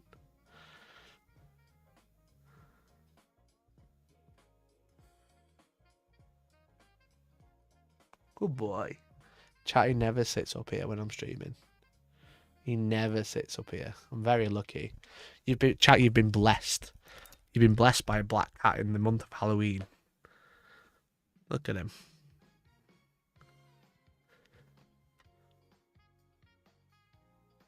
You've been blessed by the black cat of Halloween. Inky. Good boy. Look how he sleeps. His eyes are shut. His eyes are shut as fuck. I don't know why he sits like that. He'll sit like that when I'm painting, because I'm sat next to him. But not while I'm streaming.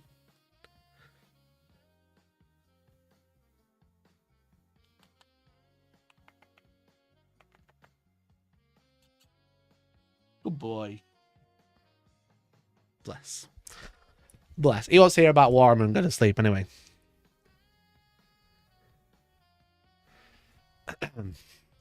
So, game 2. We ended up winning it. By the end of turn 2, I managed to kill all of this, thankfully. Oh, papaya! Holy shit, dude. Oh my goodness. Thank you so much, man. Thank you so much for the gifted memberships. Oh my goodness. Guys, you've been so generous tonight. Thank you. Thank you so much. The competition is on. I don't want to compare. But I'm sure they're both quite high. Are there any great names left? Yeah, quite a few. I don't quite have 50,000 members just yet. I have like 200. Is this going to be one of them winning? Well, it might be. It might not be. Like I said, you got to be in it to win, so. Thank you, dude. Honestly, thank you so much. I really appreciate you. We're at 200 entries. 212 entries now. I mean, it's. I would say it's heavily dominated by Brennan and Papaya, but it's not just them. Definitely not. There's quite a few people at Gifted 10 who aren't Brennan or Papaya, you know what I mean? I feel like if I won it for my one entry at this stage, I feel quite mad. Well, I've still got a bunch of people to add because when the month is up, when we come to do the giveaway, I'm going to be adding in all the members, all the current members, you know what I mean? So they'll get more entries, ironically, Papaya and Brennan, because they're parasocial tier or higher. But everyone else who's a current member who's not on the gifted tier will also get entry. More people with lower entries will lower the chance, just saying. That is kind of how gambling works, you know? But yeah, this is what we managed to kill after turn 2. The thing is with this army, chap, this Storm Raven specifically, is that, like, because it's so tall, this is what you can kind of do with it. Now, someone's going to call me a gamey bastard, but it's perfectly within the rules of the game. And when we're playing tournaments, that's what we're focusing on. The rules of the game. The Storm Raven is so tall that you can hang a wing over the building and shoot from it because of how the rules work. Because you don't measure from the hull, because you don't measure from any part of the model, any part of the gun to shoot, you shoot from the wing. I can't wait for the flyers to go in 11th edition. It's not even acting as a flyer, by the way. I don't know if I made that clear. You don't start the Storm Raven in fucking aircraft mode. I just use it in hover mode so it can wander around like a normal unit, you know. But also it can transport a dreadnought. I don't think I've quite explained how good the Storm Raven is. You don't use it as aircraft. You know, you use it as a big speeder, but then because it's so tall, it can hang over these shit buildings, so you can shoot from it. And it can carry a unit, and it can carry a dreadnought, so you can pop a dreadnought in and disembark it, which is pretty nice. But also, you can reactive move units into Storm Ravens. How does the Raven not get shot down immediately? That's a good point, because obviously when I'm doing this, I'm obviously revealing myself to things like Rogal Dawns, to Vanquishers, etc. How does it not get shot down immediately? Now let me tell you. Okay, so in the game we have a thing called cover. Okay, there's a 3-up armor, toughness 10 and 14 wounds. So it's like a dreadnought, but just like slightly worse save and a few more wounds, you know. Dreadnought's 2-up save, toughness 10, 12 wounds. Storm Raven, toughness 10, 3-up save, 14. Now, when you do this, you can shoot over buildings because you're shooting from the wing, but the majority of the model is behind the building, which means a lot of the time it's going to get a cover save. So you're going to be essentially reducing all late incoming AP by 1, which is pretty good. Suddenly, your Storm Raven has the equivalent a lot of the time as a 2-up against AP2, etc. Because obviously that's quite good. Now, the Storm Raven is inherently -1 damage. So now anything that is like 3 damage is now 2, anything that's 4 damage is now 3, and anything that's D6 damage is D6 -1. That's suddenly very good. It makes it a lot more survivable. So behind cover, you're -1 AP. You're also -1 damage.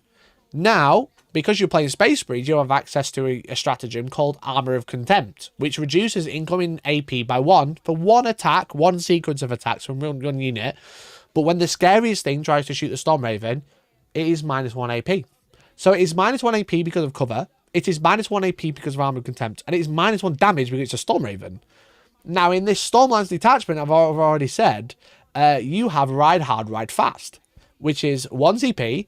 Once targeted for the entire phase, a flying vehicle is -1 to hit and wound. So, if you are within 12 inches of G-Man, which a lot of the time it will be, this instance it wasn't, but if you are within, or if you just have 2 CP, which I just so happen to at this point, if that Stormraven is shot, if I really need it to, it can be -1 to AP because of cover, -1 AP because of Armor Contempt, -1 damage because it's a Stormraven, -1 to hit, and -1 to wound. So suddenly, something that is fairly difficult to take down, it's actually extremely tough to take down because it's minus everything in the shooting phase, you know? Barring strength, strength, you got -1. It's minus ballistic skill because you're -1 to hit, minus strength because it's -1 to wound, minus damage and minus AP. There's nothing else in the game when making an attack that doesn't interact with, you know. So the Stormraven becomes extremely tanky, and it's just such a big shooting platform. Now, the downside to the Stormraven is even though I'm running in hover mode, which essentially means it's a speeder, it's not an aircraft, etc. It doesn't fly over the buildings. It doesn't ignore obscuring, etc. The problem is it's OC 0, so it can't hold objectives, and it can't do actions either. It counts for behind enemy lines, engage on all fronts, etc., which is pretty nice. Jordan, thank you for becoming a member for 43 months. Appreciate you. Jordan, you're in the giveaway now, mate. Jordan Kalgar celebrates 43 months of membership. Hellstorm Stormraven _ Hellstorm07. Thank you, dude. Thank you. So yeah, so it can't hold objectives and it can't do actions. Now, Gulliman, on one of his 3 abilities, you don't see one of them because it's not that good. It's every unit within 12 can reroll battle shot tests, but it also gains 1 OC. Or it increases its OC by 1, which is normally used for like intercessors to make them OC 3. It also makes a Stormraven OC 1, so it can go and deny defend stronghold really easily. Because you fly onto the opponent's objective, spin so you can see over the building, and shoot the unit that's holding the objective. Now, actually, it never came up in my games actually, but it's nice to have that in the pocket. And when they've got something like hold an objective and they've just thrown some shit at it, or you've got like a storm hostile early, you need to go and grab one, you can send a Stormraven over and make it OC1 and go and grab it. Because it moves 20 inches and it can advance and charge and advance and shoot for 1 TP. So it's actually extremely versatile. How many points is it? It comes in at 280 points. So it's not cheap, but it's very good. Like I said, it can transport a dreadnought, so you can disembark a dreadnought from it and send it out. You can move it and then disembark a dreadnought and make... Okay, that's the thing, even if you don't make the Stormraven OC1, you can move the Stormraven and then disembark a dreadnought. It can't charge, but you can just drop something out like you would any other vehicle, and then you drop OC4 on it, you know, which is pretty good. Any dread, yeah, which is very funny watching a Redemptor Dreadnought hang off the back of a Stormraven because it lifts it off the floor about this far. It also has a transport capacity 12, so it can carry units. So like I said, if you like, we talked about the reactive move, if you can reactive move and put yourself into a Stormraven, which is pretty good. Does it lose the OC1 when outside of range? I don't think so, because I think it's still your next command phase, all units within 12. Let me double check his ability.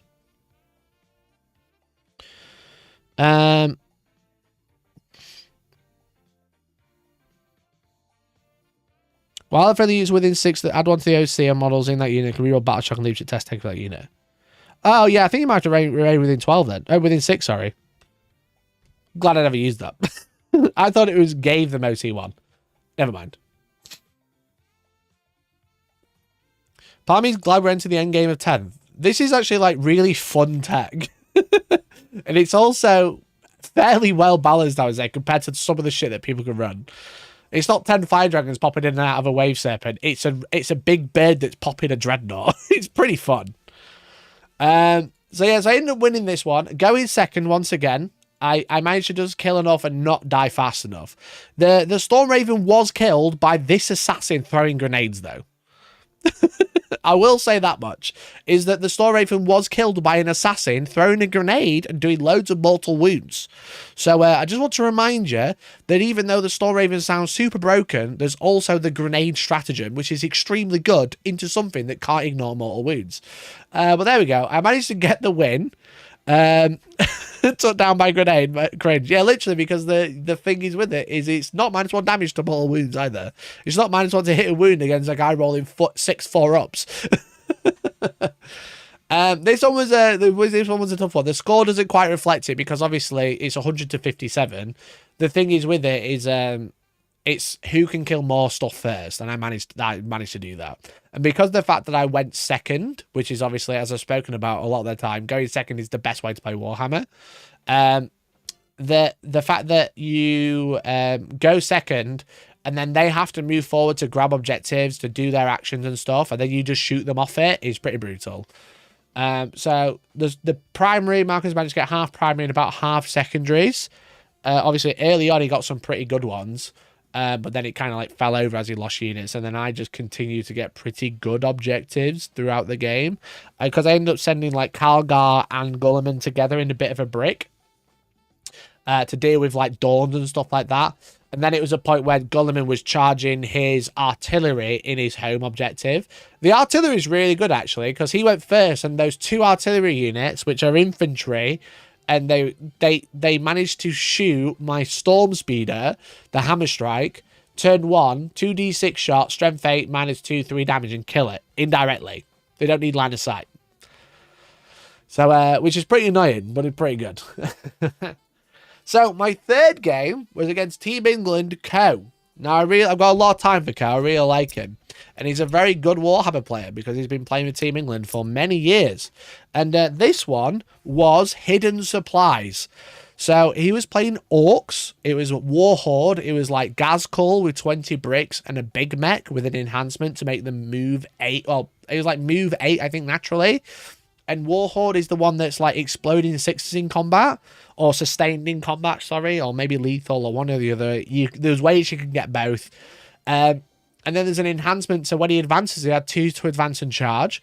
So he was like advancing boys, and they were naturally moving like 10 or something stupid. Something stupid like that. They were like moving 10 plus d6 and then charging in the war. And then Hidden Supplies is hold 1 in no man's land, hold 2 in no man's land, and hold more in total. So it's a really shit mission, to be honest, against a horde army. Now this was during deployment. It's like I think it was search and destroy, so it's like 9 from the center again. And Co went first, thank God. Now I should say no games did I deploy. No games did I deploy anything in reserve. Everything was on the board, barring the fact that I was using the Storm Raven to put dreadnoughts in. Now, I don't think I'd finished deployment at this point. I can't quite remember.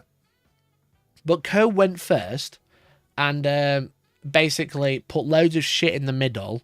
Like loads of like Gretchen and stuff. We got a bunch of units of Gretchen. And then basically hid everything behind this big building, because basically his term is like, I'll put some Gretchen out here, Mikey's got to deal with them. And then he also had the 20 Gretchen with Zodgrod here. So this unit scouts 9, and then in the war it auto moves 12 inches, and then it's -1 to wound, and it's got a 5+ invuln. This unit is extremely annoying to kill in the war. Okay. And I almost lost this game because of that unit. But not quite in the way you'd think. Now, I deployed some commandos here with Infiltrate. I deployed everything quite conservatively. I didn't want to send anything too far forwards. So I've got like my incursors here who have scouted behind the building. I've got my company heroes here ready to do anything crazy. If Co wants to go, I want to war and send in the boys. I can react and move further away or close or whatever. I've got like my bikes back here ready to jump onto this objective. So going first, he sends out some Gretchen. He scouts and moves his big brick into this building. And then that's about it. So turn 1, I try and advance my bikes onto this objective. Don't do it. I miss. And I'm like, fuck's sake. Okay. Fine, I'll put my bikes in this building. They can act as a screen here. Probably won me the game there as well, doing that. Failing the advance up here, probably won me the game. They created like a line in this building to be like, you can't charge through these bikes. Okay. They were really good. This dreadnought kind of like poked his head out, killed some Gretchen, etc. The incursors, I moved them out to try and roadblock a little bit. They weren't doing much, but they just roadblock, holding some objects in the middle. Stormraven. Stormraven. Bearing in mind I went second, so I had 2 CP and I had 1 free strat with G-Man. Advanced 26 inches from here to here. And shot the shit out of the Gretchen, because I owe the moment the 20 Gretchen.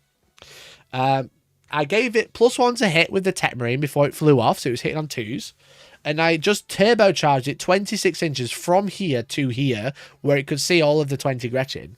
Like I said, there's a stratagem called... what's it called? Full throttle for a vehicle unit to auto-advance 6 inches, so you don't have to roll. So which means the Stormraven's moving 26 inches. So usually 24 with a pivot, which when his wings are like 5 inches wide, it's essentially like a 29-inch visible threat range. And then there's a stratagem for blitzing fusillade. Until the end of the phase, ranged weapons have the assault ability. If they already have assault, they gain sustained. Now, nothing has sustained. Assault, sorry. So advance and just shoot the 24 bolters, the twin plasma cannon, etc. So that kind of came over here and shot the shit out of all the Gretchen, because I knew the Gretchen were extremely annoying to deal with. If he called the war 10-2, they move 12, so they go from this wall to like here, advancing, so like here, and then charging, and then they've got -1 to win and 5+ invuln. So even though you win them on 2s, now 3s, they're just extremely annoying to deal with, because there's just so many of them. So they just like bog you down. And the thing is with this sort of army, this war horde, is that it hits like a brick with like gas and stuff like that, don't get me wrong. And the meganobs are really good. They're just like, there's just so many of them, and it's just like they block you in. Ko's really good at showing how to move block with orks, because what he does, he just puts stuff on you and just sits on the objectives. It doesn't kill you extremely fast, but doesn't let you out extremely fast as well. That's kind of what this army does. It's very much like a Team England, like a WTC tile list, where it just denies points and doesn't score loads. It just tries to grind out little wins, because sometimes that's all you need is a little win to get a few extra points, rather than trying to go for a big smash win. And that's reflected in our score, actually, because it's only a 12-point difference afterwards.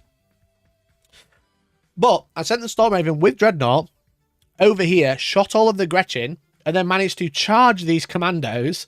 And even though, because I was hitting on 3s because of the tech marine, because shooting the Gretchen, I was hitting on 2s. Oath of Moments are re-rolling hits. And then I was +1 to wound because of Oath of Moment, which counteracted the -1 to wound. And I just had like so many shots. Like I said, the Stormraven's got 2 Hurricane Bolters, and Hurricane Bolters are really, really good at killing infantry, because they are rapid fire 6. Trying to get the rules open just to confirm. Rapid fire 6 with 6 shots, so 12 shots each, and they're twin linked. So now you're like, it's 24 shots that are hitting on 2s re-rolling, wounding on 2s re-rolling, because they're toughness 2 or something stupid. So it's all those saves. You got the plasma cannon, the multi-melter. You got the 2 wing rockets as well. The wing rockets are like whatever. They try and get rid of runt heads and stuff. But if you can get everything through, and then the multi-melter went into Zoggrad, I managed to kill him. And then, yeah, I charged the commando into the commandos, so it's hitting on 4s, 3s instead of 4s. And I managed to kill a few there, because he's strength 8, so strength 6 or whatever. He's pretty good at just like, the fact that you can send it that far, shoot, and then charge it was pretty decent. Now, I wasn't holding the objective, but I killed quite an annoying unit at the best time, nice and early. And I was like over here with a dreadnought. Now, that kind of forced him turn 2 to call the war, which meant that everything's really brutal. His guards with 20 boys, loads of power claws, big mech, etc., were able to come in. But I managed to, like I said, put like the outriders along here, like along this wall. I had like my Redemptor Dread here, which had been shooting the Gretchen, and then Gulliman sat behind him. I'd kind of been able to essentially stop him get loads and loads of orc boys through, because what would happen if I hadn't moved, all the boys would be like here in my deployment zone. I wouldn't be able to get out. What actually happened was his guards ended up here, you know, with this dread. This dread was basically stood in this gap. Gaz was essentially stood here. And then the boys, because they couldn't get through the building because the bikes were in the way, because he couldn't interact with them, they essentially just like made his unit have to string out, and he like managed to tag something else up here, like the other unit, the rest of the bikes, because essentially they spread out quite far because they're quite big bases, and then they've got like a gap as well. And because on 32 mils, you can leave like a slightly larger than 1 inch gap so they can't pile through. And then I heroically intervened with my company heroes to the other end of the orc boys. So if I wish I could draw. That would be really handy. But essentially, he had the orc boy. He had Gaz down here, right? And then all the orc boys strung along the outside of this building. And then the end of the orc boys here. So I heroicked my company heroes with Kalgar to this end of the orc boy squad. So what it meant is with pilings, Gaz would never get near company heroes. You know, he's into the Redemptor. Redemptor died, understandably. But the unit, because they'd strung out, he couldn't get a lot of them to pile in because, like, they'd already based, or they were trying to keep coherency.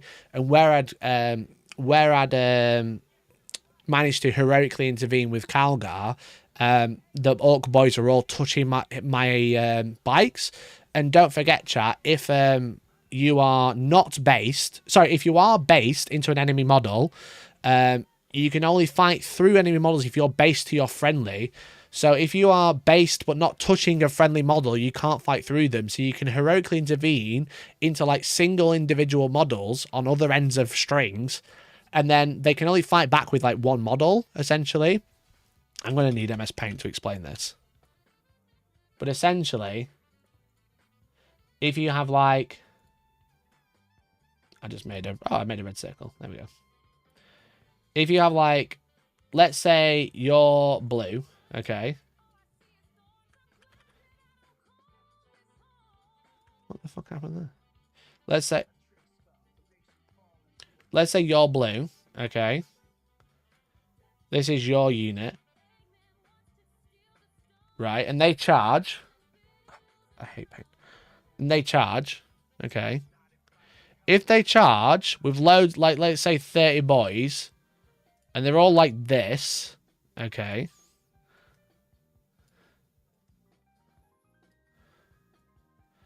Like so. They can all fight your blue unit. But if you then heroic with like, let's say a green unit, you know, and let's say just for reference, any gap that's not touching this one is an inch. I did delete MS Paint. I just reinstalled it. You know you can do that. If you manage to put yourself in a position, because I only rolled like a 3-inch charge, like this, okay. I don't know if you realise, but the red unit can only strike at the green unit with one model. You know, there's quite a big gap. But even if I did that here, you know, if this red circle was like that close, but like an inch away,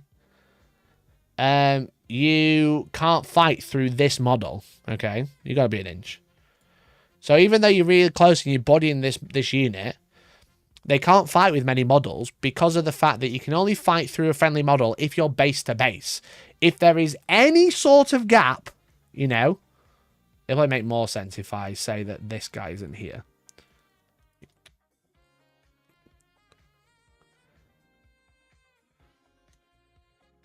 You get the idea. If there's any sort of gap, even minuscule, that they can't fight through friendly models because they're not base to base. Because the rules are within an inch or base to base with a friendly model. So if they've left a gap like this when they charge, when you try and tag this one model, this model and this model can't touch you. You know? Because you can only fight through models that you're in base contact with and base to base with, you know, with friendly. So if they don't do it properly, and, you know, you remind your opponent, you don't be a complete asshole and go, you know, because you've done that, you can't do it. But, you know, you go, if I heroic out, you won't, depending where I heroic, you can't stop this happening. Rather than getting like 40 attacks back, you get like 5. Can they not pile in? No, because when they go to pile in, they can't move any closer to an enemy model because they're in combat in base contact with blue. Blue unit's dead, by the way. Don't forget that bit. That's okay. But green unit, your counter is important because now they're not in base, so they can hold this one there. So you can't run away because you're in base contact. But when they go to fight, they can't pile in anywhere because they are in base contact with the enemy already. So they can't move any closer. They are as close as possible. Then they kill blue. Blue's gone. You know, blue's gone. These are all dead. But then all these are still in combat with green, and green rips them up. You know? So hopefully that makes sense. It's like, when you've got, like, heroic intervention is one of the, jokes aside, all the core stratagems are really good. But heroic intervention is such a good one because you can wait for your opponent to finish a charge, declare a charge. I mean, if you roll really high, then you have fucked it. But, like, you can kind of choose where your models go into, and if they're not all like touching each other, you can actually stop your opponent fighting your heroic unit, you know. And that's exactly what happened here, is like, because the orcs were so strung out, having to base my bikes and my incursors or whatever it was there, I can't quite remember.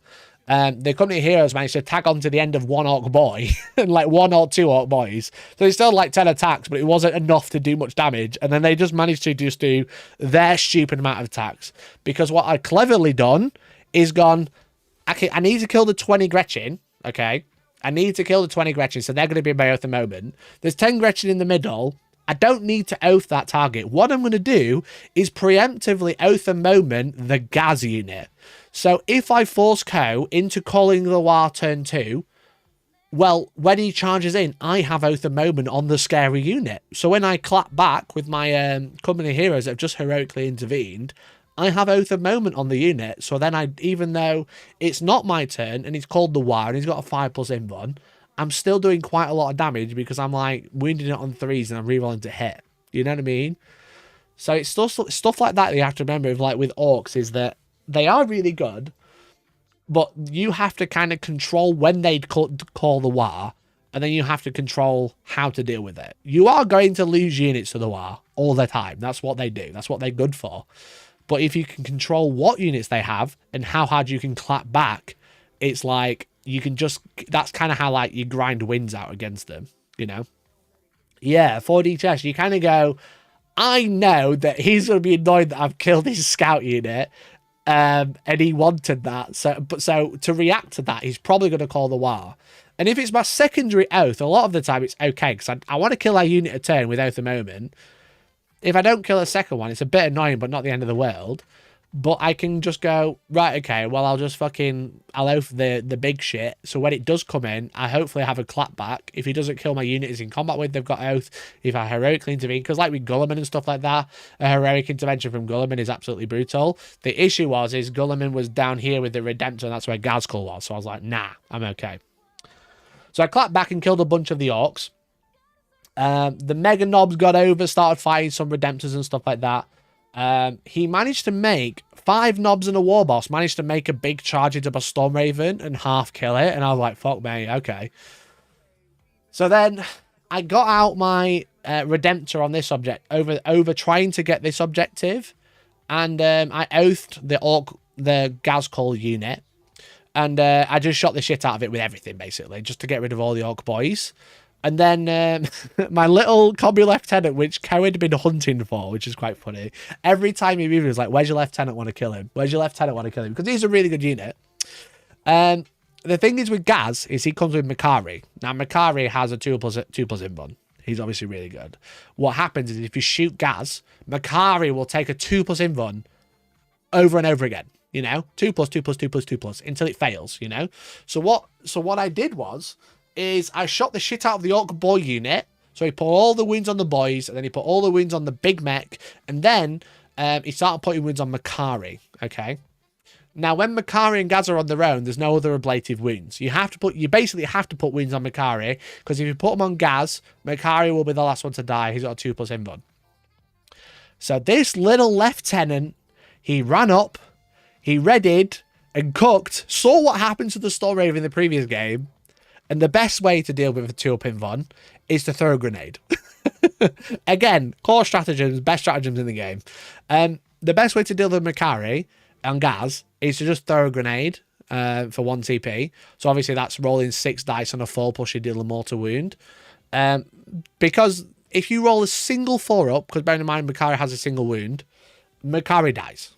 Because they will never put the mortal wound on Gaz. Because if they do, because they're 2 character models, all the wounds now have to go onto Gaz anyway.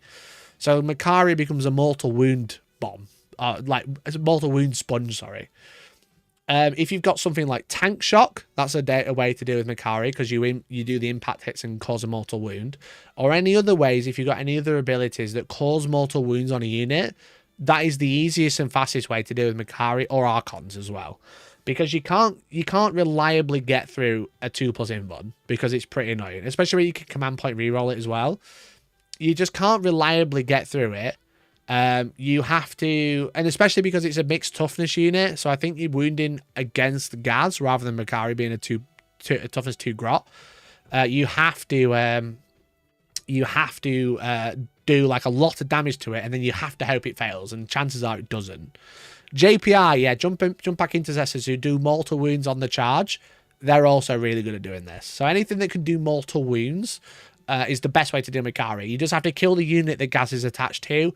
1 mortal wound, Makari's gone. You know, that's kind of like the counterplay to get rid of him. So once I'd done that, I managed to charge Gulliman into Gaz, get rid of him. I managed to like break my way out. But the problem was I wasn't scoring any primary because I'd actually failed a charge over here, which is super annoying. So the Redemptor was sat doing nothing. And this kind of kept Co in the game. It kept scoring in primary. I think he's got to bring it down off it or something like that. But I was like locked in, and it was now turn 3. And I was like stood here with G-Man, and my company heroes are here. And then what he did was he sent looters and commandos after me, because they basically came out trucks and advanced and just like got in my way and blocked me in for another turn. So I actually had 0 primary on turn 3, which is not good at all, you know. That's why Canis is on null rods to get 4+ mortal wounds. Yeah, exactly. Anything with a mortal wound just gets rid of anything like a 2+ invuln.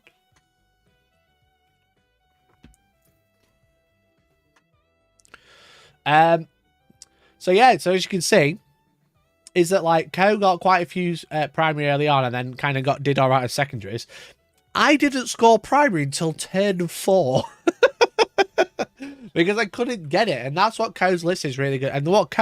And it shows how good of a player Co is that he, even though I'd gone second, I was always going to be slightly behind on primary. I didn't score 1 objective until turn 4. And then I managed to max it out twice. If I hadn't maxed it out twice, he probably would have won, you know. The going second definitely won me the game, you know. I did all right in secondaries, but I weren't too far ahead on him. But then primary, I was only 5 points ahead, and it's only because I scored 15 twice. So I wasn't scoring many objectives, and I wasn't scoring any primary. So I was definitely behind for most of the game. But that's what this Orkami was good at doing. It's locking you in and not letting you do anything. And you've just got to kill everything as fast as possible, and then hope you've got enough time to go score points, and hope you draw lucky, which I think I kind of did on a few of them.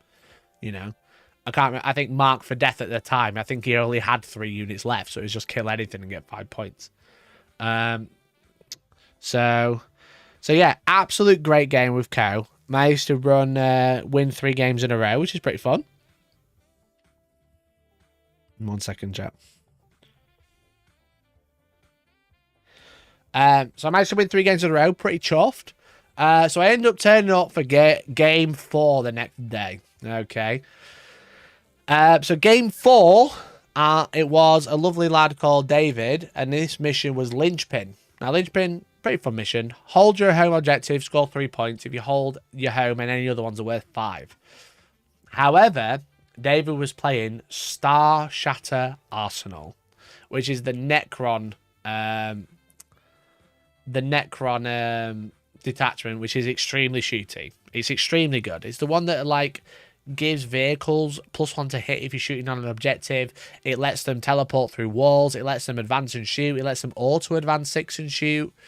It's a really good detachment. Really, really good. Now, in most armies, it's not as scary as it could be, because it's relying on like 3 ghost arcs, which are D6 shots, strength 18, 4 damage with devastating wounds. But against someone with 4 scary models, it's quite crucial that you need to keep them away from it. You know what I mean?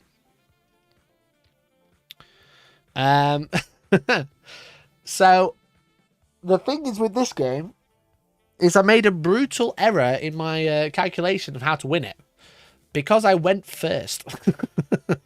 And spoiler alert, this is the only game I lost. The only game I went first, because every other game I went second. Because going first is cringe. Yeah, like we've said, like when people have been complaining about challenger cards and stuff, it's not that challenger cards are a problem, it's that going second is extremely good, and challenger card made second going second even better. So this was a brutal game because I made one huge error. I went first and drew marked for death.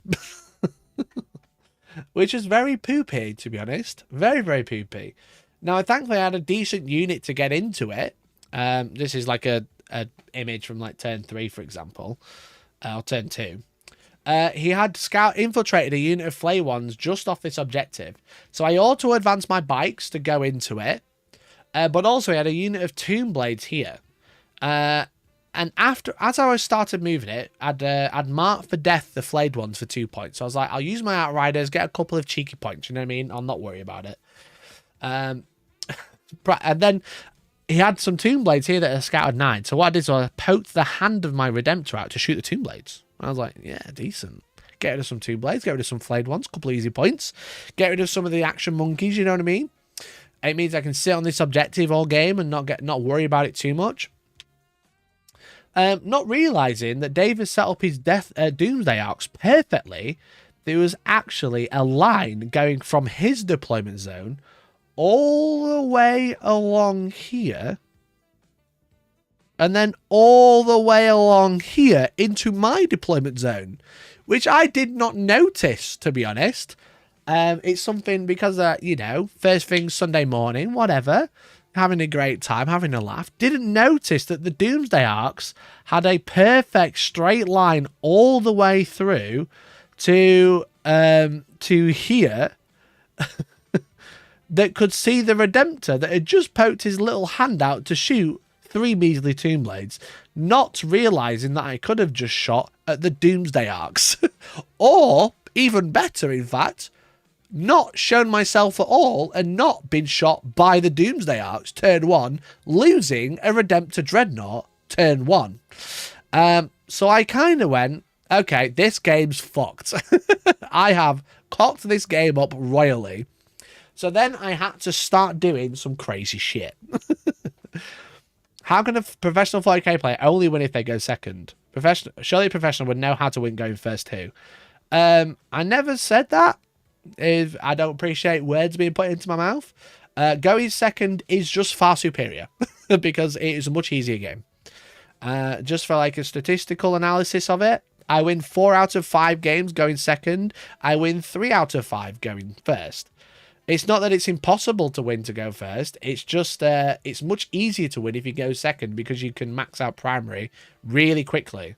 And then Reddit and Jack Harpster decided that challenger cards are no fun, so they made it even harder to win going second. But going second is much easier to win because rather than having to control the narrative of the mission, you can react to your opponent's controlling of the mission and how they're playing their game, and you can just react to it, which is a lot easier. You know? Even pros know going second is better, and here I am saying it. So I had to, anyway, I lost the Redemptor early on, which really threw me off my pace. I lost my bikes. I didn't manage to kill, the other thing was I didn't kill the flayed ones turn 1 either. I was like, bikes can throw grenades, which is pretty fun, but I think I'm advanced, so I don't think I can, so I'll just charge. And with Oath of Moment, I didn't kill them. And then they didn't do much but fell back. And I tried to reactively move behind the building. Didn't do enough and lost them to a Doomsday Ark. Which is super annoying, to be honest. It's super annoying. But yeah, so I lost a Redemptor early on, which was also super annoying. Because I wasn't planning on losing one turn 1. I was planning on losing 0, which is kind of why I only poked my finger out ever so slightly. So I could see the Tomb Blades, but I didn't realise it could be shot by the Doomsday Ark. So it's a really big cock-up. But like, arguably a game-winning cock-up, because a game-losing cock-up, because I just didn't see it. 1, I could have shot into the Doomsday Ark, which would have been a lot better for me. But 2, I didn't need to put myself in danger. Especially because these layouts are so shit that you can deploy behind your home objective and draw a straight line to my deployment zone. You know, like it was like you could see all of this. So I don't understand the thought process of having that line, but I didn't see it this way because I thought this terrain piece kind of crossed it off. But, you know, terrain was set up. Was it perfect? I don't know. I didn't check everything. Was it correct? Maybe. Doesn't matter. I should have seen that there was a gap. I just didn't see that same gap here, if that makes sense. You know, I'd like where I was stood at this angle. I just didn't. There probably is a line going through there and seeing this way. You know what I mean? From here to this building. But personally, I just didn't see it. You know what I mean? So I'm not trying to say like my opponent like set the deployment up wrong or whatever. But the point is like from this angle, it doesn't look like it, but there was because you got a laser line. You know. But I just didn't spot it. So that was a big cock up. I shouldn't have done that. But again, if he's poked a Ghost Ark out like here, I probably would have done the same thing. It's a bad setup for that to be a possibility either way. Yeah, very bad, very bad. Like I said, these layouts are awful. These deployments are the worst UKTC layouts I've ever played on. So anyway, I had to do some crazy shit. So what I did turn 2 is I advanced Gulliman here. And then I moved my Storm Raven over here, and he had a Doomsday Ark here lined up. Because I kind of was like, right, I've kind of fucked this, okay? I've got to do some crazy shit to save the game.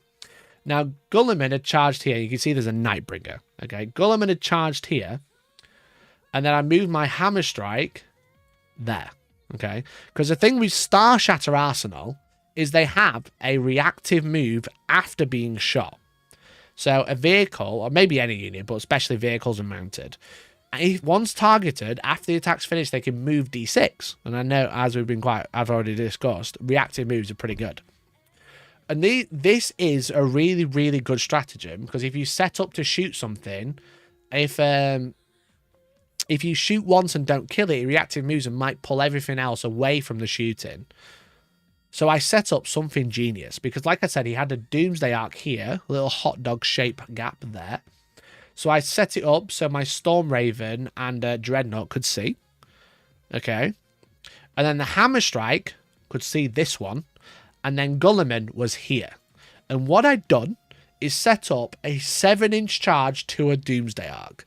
Which obviously, if Gulliman made a charge, turn 2 into a Doomsday Ark, it's Jova. You know what I mean? That's a dead Doomsday Ark. But also I'd set it up so where if my Storm Raven or anything over here shoots, he could reactive move and save himself and save the Doomsday Ark from the rest of the shooting. But if he reactive moved here, Gulliman is charging a Doomsday Ark. So I first shot with the Hammer Strike. So the Hammer Strike shot in. No at the moment, no nothing. It did like 2 wins or something like that. Nothing crazy. It might have even done 0. But what I'd done is set up a position where it's like, okay, would you like to reactive move with the Doomsday Ark? Because it was facing like horizontally along with the other one. Because if you don't, Gulliman's charging that Doomsday Ark, and it's 7 inches. Chances are I get in, you know. I don't have at the moment, but another strategy for Stormlance is reroll charges and gain lance. I think I could use that on Gulliman. I didn't, but I think I can. So I've got a 7-inch charge from Gulliman, okay, because you want this Doomsday Ark to survive. But if you reactive move, you'll make Gulliman's charge even harder. But I'll shoot this one, you know, the other one that's now not on the board. So he elected to reactive move with this one, and then my Storm Raven absolutely nailed the other one. So I tried to bait him to try and make him save it, but it turns out the Storm Raven killed it in one shot anyway. But if the Storm Raven hadn't killed it, it would have reactive moved with this one from the dreadnought. So the dreadnought would have been sticking out for no reason. But I managed to absolutely butcher it because he could no longer reactive move away. And I think if he would have reactive moved, depending on what he rolled, he might not have got away anyway. But it's that chance if he rolls a 6, he's gone. You know what I mean? So with anything that with like reactive moves or reactive after shoot is you kind of have to set up 2 terrible situations for your opponent to choose. It's like reactive move here, I can't charge, but reactive move here, I'm gonna charge, for example. So that was a pretty fun one. I managed to do that, but my target really wasn't here. It was the Nightbringer, because the Nightbringer, he's really good. You know, we know how good the Nightbringer is. He's extremely strong. He's extremely tanky. So I charged my Redemptor in, did tank shock, did a couple of wounds, charged Guilliman in, who's only on 4 wounds now. No, sorry, he wasn't 4 wounds. I charged Guilliman in to go and deal with him because he's half damage and a 5+ fin of pain. And then my plan was to charge in the company heroes, who rolled a 2-inch charge. So I was like, okay, this is over. The Nightbringer's going to kill Guilliman. The Wraiths are going to kill the Dreadnought. It's literally over. I failed a fucking 5-inch charge with a 2. I've got no command points left. I'm literally sat out with my dick in my hand, not doing anything. Because my plan is to make a big charge, a big pile in, and then consolidate into like the back of the Wraith and maybe the command barge or something.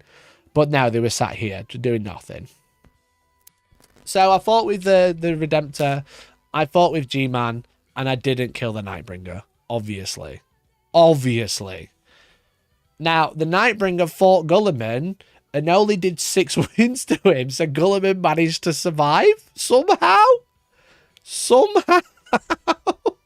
I don't know how he managed to survive, but he managed to survive, okay? I'm just going to check the next picture. I'll save that for a minute. So Guilliman had survived because I just rolled all my invuns, you know. I think the Nightbringer has devastating wounds, but he just didn't manage to do any. But I managed to survive into him somehow with fucking pure chance. Anyway, the Nightbringer was on 2 wounds, and whilst I had my dick in my hand, the Nightbringer had his dick in his hand because he failed his battle shock test. Because I think Dave forgot that he could auto pass. He had like 2 wounds remaining and then failed his battle shock.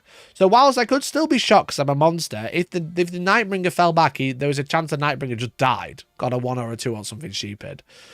So I had extremely, because I'd gone for this ballsy move, I just got extremely lucky, you know. While Guilliman was still alive but only on 4 wounds, the Nightbringer couldn't fall back, which means if anything wanted to shoot Guilliman, it'd be -1 to hit, and he couldn't shoot the Doomsday Arcs at it. Now, the problem is all of these Wraiths were equipped with particle casters, the pistols, so they shot him and did a couple of wounds. The Commander Barge shot him and did a couple of wounds. And then the Doomsday Arc shot 40 Gauze weapons into him and did manage to take him down. Now, the problem is the Guilliman didn't get back up, which is super annoying. But what had happened I think David moved one of the Doomsday Arcs just over here to shoot into my company heroes. Like, one of them stood and shot the Hammer Strike and killed it, but then the other one moved over to shoot the company heroes, and through another stroke of crazy luck, he shot them. I used Armor of Contempt, etc., and I managed to survive, not only with the unit, but with all of the models. I think maybe it only killed this one, which is already on 2 wounds, the hero with the gun. But because the Doomsday Arc had to move, shot all of his lethal weapons into Guilliman, shooting exclusively the Doomsday Cannon at the company heroes, didn't kill any, or maybe only killed 1. Bear in mind, it's 4 damage flat. And I think with Armor of Contempt and cover, I just managed to make all of my 5-ups or whatever. I think he got 4 or 5 wounds through, and I just passed them all. So I not only passed all my invuns with Guilliman, I passed all my saves with the company heroes as well, even though it's a shit save. And then Guilliman, for his sins, didn't get back up, which is obviously swings and roundabouts, you know what I mean? So next turn, I drew behind enemy lines, and then something else. I think Storm Hostile.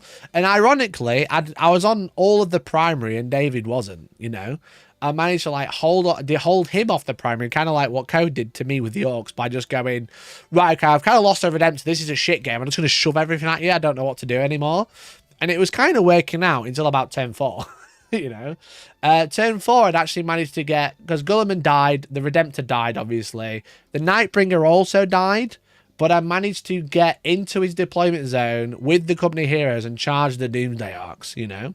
And I'd also got behind enemy lines with the Storm Raven, which managed to come over and shoot the Nightbringer.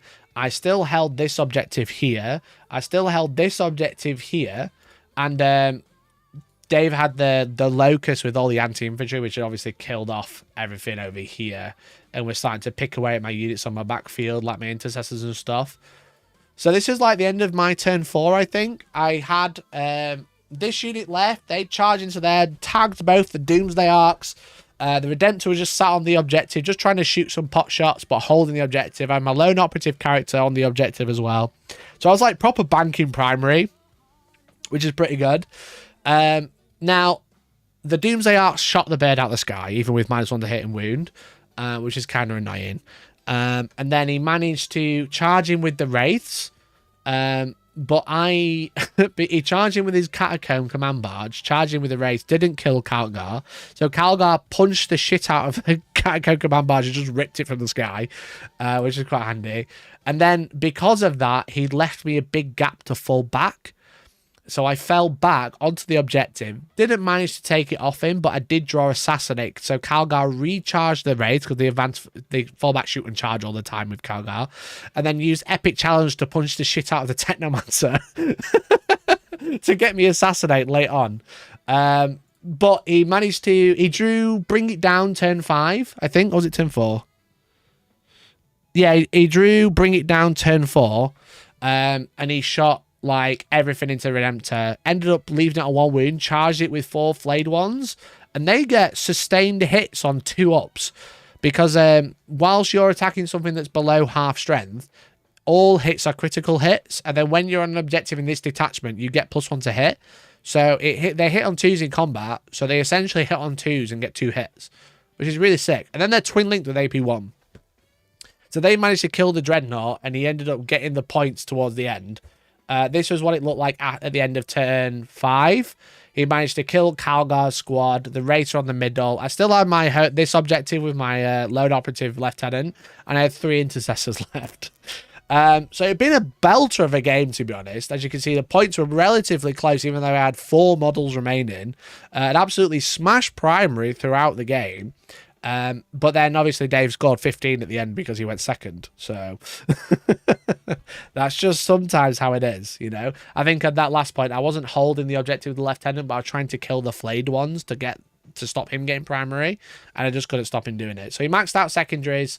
I didn't, but I did beat him on primary. You know, ironically, with such a small low model count army, his was also relatively low count. But because of the way I'd like positioned and just stopped him, gave him enough to deal with where he was locked in his deployment zone, he scored no primary until the end as well. Bear in mind, if he hadn't got the 15 at the end, he would have scored 14 points of primary, which would have won it quite convincingly for me. But that was a great game. And then obviously I was considering dropping, because I've heard that if you win games and then lose, the best thing to do is to be a great opponent and fuck off. That's what I've heard anyway. Be a great opponent if you don't turn up to games. You know? Be a great sportsman if you're not there. You know? Give your opponent a 0 free win because there's an odd number now, because you've gone home. You know? The polar bears are falling off the ice cap, so I've got to go. What? The polar bears are okay, yeah, don't worry. So that's just something to be aware of. But you know, I was like, maybe I'll stick around. I kind of like had my lunch, because food's included in Last of Some Warhammer. Great time. I was like, you know what? I'll stick around for my lunch and then go. And then I got the pairings, and then I completely forgot chat. Is everything okay?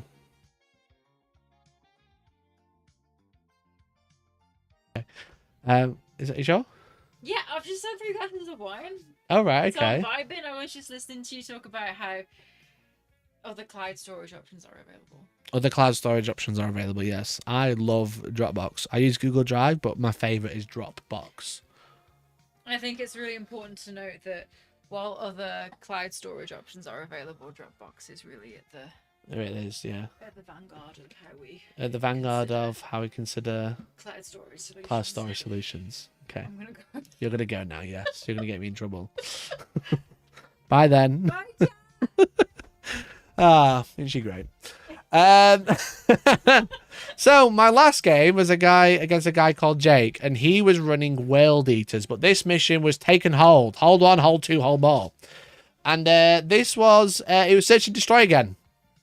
And because we've already talked about how bad the deployments are, this is it. If you think about it, it's a corner deployment, and there is a line straight across here that's wide open. So whilst when you deploy, you've got loads of places to hide. I could just, do you know what? I've been talking all this time. I could have just drawn, you know. God damn it, chat. I could have just done this. There's a line all the way down here, which is wide open. So if you play this terrain deployment, because I said, like I said, the normal deployment is 9 from here, and then it's like halfway up. So it's like this, you know what I mean? That's your deployment zone, the green line. But as soon as you start playing, there is just a line down the center. So all I did was extend my Storm Raven up here, dropped loads of dreadnoughts off, as you can see, and then just gunned everything down that tried to cross the middle. Yeah, it was literally like a bridge too far. It was pretty brutal. But Jake was great. He was playing World Eaters. He had a really cool list. He had like loads of spawn. He had like Demon Prince on 4. He had the 10 Berserkers with Khan. As you can see, Khan is in my deployment zone at this point right here. He had loads of Exalted 8-bound, which are a lot better now. They are extremely good now. But I did like kind of send like a Dreadnought over here to do with the first unit. He deep struck, charged, killed it, and then I sent Gulliman in to go in. But the thing is with this is I kind of did a similar thing that I did to Co, right? Is that like I kind of had like, as you can see, Khan is here with some company heroes. Because I'd learned that really cool trick of putting bikes along here, because now I can draw, I can actually show you. Essentially, I just bikes along here, so he couldn't charge. And then I had my company hero. I'll do company heroes different color. I had the company heroes along here. And what he did was he had a rhino in this building, and he sent Khan along here before this dreadnought was there. He sent Khan along here, got the advance, got a strat for advance and charge. So basically got them here. Sorry, I'll do it red. Got them here. So I just reactive moved with the company heroes 6 inches directly backwards and created a line along here, as you can see where the models are. And then Gulliman was stood here. So he did the same thing. He kind of like based out some models like this. You know what I mean? Like based out models, touching my models where they were. You know, couple touching there. And then Gulliman can be blue. Gulliman just heroically intervened into this one here and touched there. And basically say if you want to hit Gulliman, you hit him with 1 Corn Berserker. Now, he did do some damage to the company heroes. He killed a Tetri, which scored him overwhelming force, because he killed a unit on an objective, because my Tetri was just stood there. But because Gulliman was stood here, he hit into them, and then Gulliman just went, okay, here's a sword, it's 14 attacks, hits on 2s, wins on 2s. And it's got dev wounds. And just like ripped up the unit. And then Kalgar punched Khan, and then Khan got back up, and then I punched him again. This one was pretty brutal, to be honest. So I think Jake, because of this death box, he's got like the Hellbrute, which is pretty funky. That did manage, because I managed to charge a Redemptor into these spawn and kill them. And then the Hellbrute charged into my Redemptor and then killed it, and then consolidated into my Lieutenant. And then I had to fight with the Lieutenant. And then World Eaters Hellbrutes, if you attack them, if it's shoot phase, they can shoot back. If it's the combat phase, they can fight back. He tagged my Lieutenant, so I had to fight with the Lieutenant, which meant he got bonked by a Hellbrute hammer straight away, which is pretty funny. But it was pretty brutal. So the Hellbrutes are pretty good. The issue is I think he just played like extremely defensively because he was worried about this big kill box, which he would be as a combat army. But he kind of just like piecemealed himself. He kind of just sent in 1 or 2 units. So I was kind of just like, okay, well, I'll just shoot with my dreadnoughts and charge with my dreadnoughts and shoot Storm Raven and stuff. Yeah, he just gave it me in little bits. So I just dealt with it quite convincingly. So the score was not brutal, but it was quite heavily in my favour at 93-62. Jay getting 30 primary, 22 secondaries. I got 45 primary and 38 secondaries. Britters, thank you for the 12 months, dude. How did you manage to develop the mental fortitude to not drop for an event? I think you should start an academy to teach people. Britters, thank you for the year, dude. Happy member birthday. Appreciate you. Look, I just have the mental fortitude of just like, I'll be honest, I lost the game. And then I was like, oh, I'll stick around for my lunch. And then it was too late, you know? If good events had free lunch, maybe other people would stick around if they lost the game, you know? Or yeah, maybe I'm just a better person. Maybe I'm just a better person. I'm not full of shit. But that's up to you. But yeah, so the score was quite convincing. 45 primary for me. I managed to get a bunch of points. And I knew that at this point that the game behind me was actually Dave, who beat me in round 4, and Co, who I beat in round 3. And they were battling it out to try and win. They were trying to like, obviously, like David was 4-0, but Co was 3-1. But if Dave lost, actually, it's the fact that I'd gone 4-1 with quite a high score. As you saw, even my losses were extremely high. My lowest score was like 60, 67 or something. Everything else was like 100 or 99, etc. So if the games behind me went really well and Dave lost, I could actually still podium. And he did. And I did podium, chat. I did podium so hard that I came first. Let's go! Chat, he did it! He won a GT, baby! It's so free! It happens every time! Speaking of the devil, here's me and lovely Cuz 40k with the last of the Summer Winehammer wine glass, as you can see, which I did immediately enjoy with some G Fuel, exclamation point G Fuel in chat. Having the great time. I couldn't have done it without it, you know what I mean? I couldn't have done it without it. Oh, look at that. Now it looks like a real wine glass. Oh, yes. Oh, yes, chat. Look at it. Isn't it glorious? Last of the Summer Winehammer Grand Champion. Oh.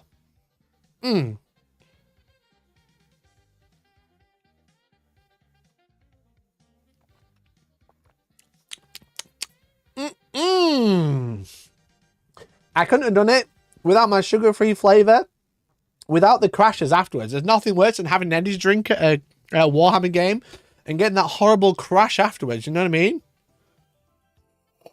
mean? It just kept me in the games, kept me focused, and shout out to Warmag for being able to get my models to the tournament so easily as well. We're going to use this wine glass on our wedding day. We're going to use this wine glass on our wedding day? I don't think we are. Go away, you. You're so drunk. So here's me with the winning glass. And that, chat, is how I won the last of the Summer Winehammer GT. As I said, like, Mikey won a GT, actually a free space on bingo. If you check out our bingo now, we do have bingo.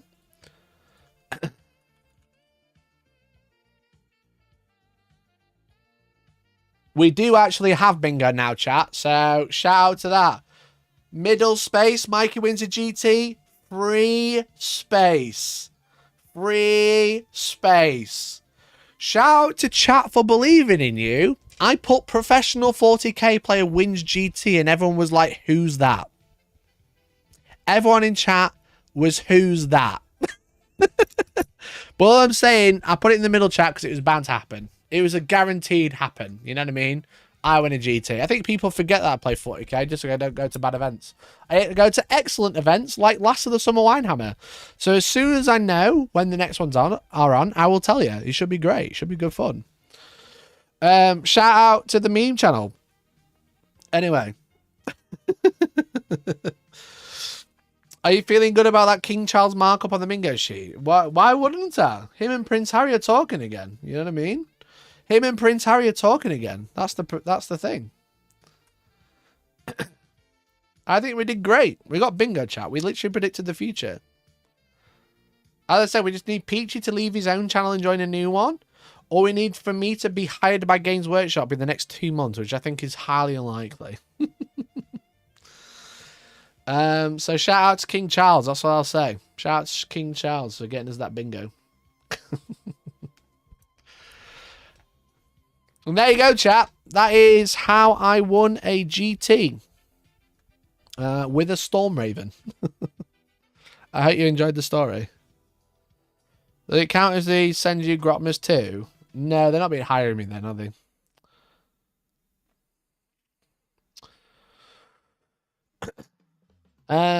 You're not a professional YouTuber until you change the goalpost after making an outrageous claim.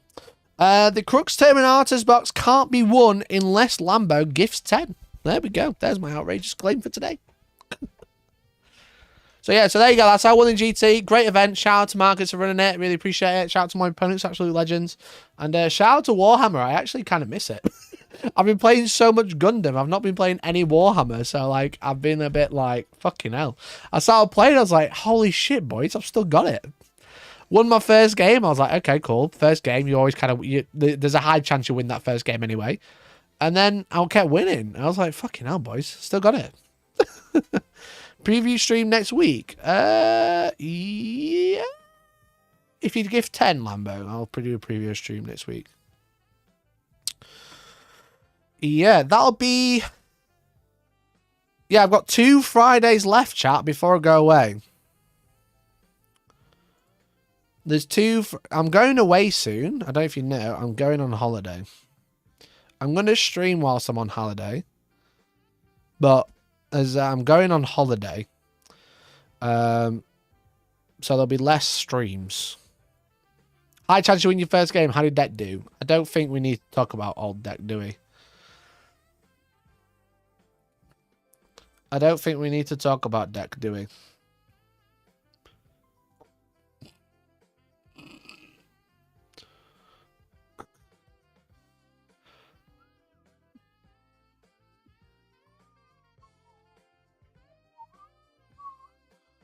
All I'll say is this video of Tau being charged on a unit that should be dead.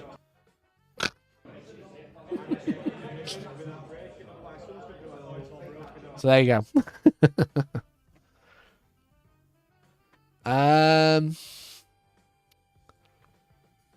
2 holidays in 1 year in this economy?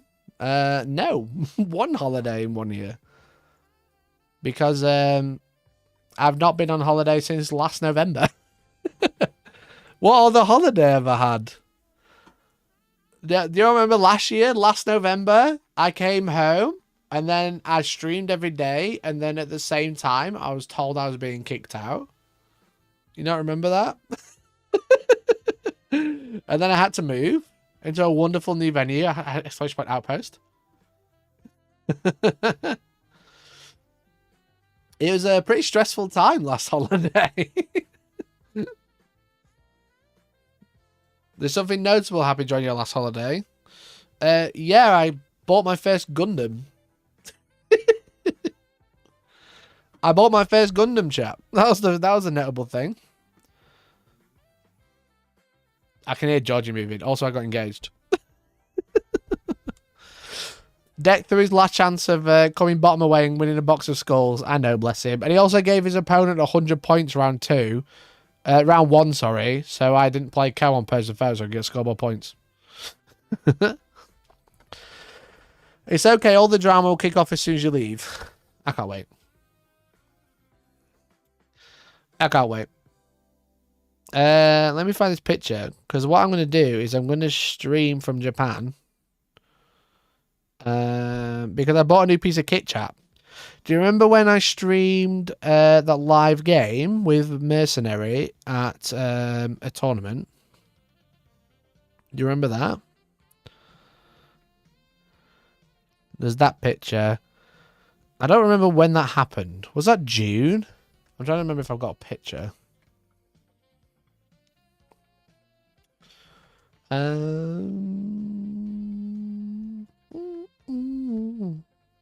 You know what'll happen, chat? I'll go on holiday, and that'll be when Games Workshop offer me a job. Yeah, the baby carrier. That's what I want to show you. But it was like June, so it's quite a long time ago. Yeah, it was summer teams, wasn't it? Was that June?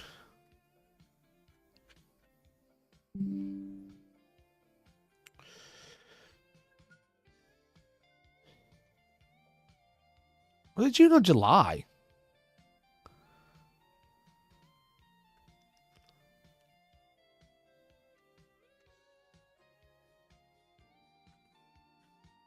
June, July. There it is. Found it. Yeah, remember this? The GoPro setup. So this is me playing a game of 40k. Chat, I've got something so much better. Chat, I've got something so much better. It's what, you know, like people who open Pokemon cards and do shows and stuff? I saw one of them wearing it and I was like, oh my god, that's so good. It says it's added it to my Dropbox, but I can't see it. So that was me streaming a game of 40k with my chest. And as you can see, it's like I'm wearing a bra, which is not a great look, to be honest. It was kind of uncomfortable and a bit close. Why has it not added it? It definitely says it's added it. Did it not save?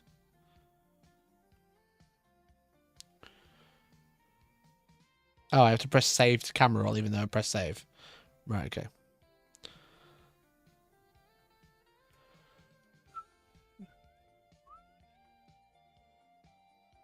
For God's sake, it's not backing up now. I was going to post it on the Discord.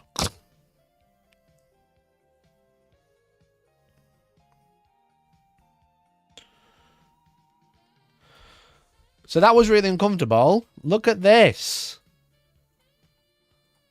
Look at this. It's a neck strap. How cool's that? It's like a neck mount. It looks, it's really comfortable, actually. I tried it the other day. I haven't played a full 3-hour game with it yet, like I did the other one. Where that's where I realised it was really uncomfortable. But I posted it it was on Amazon. It was like really cheap as well.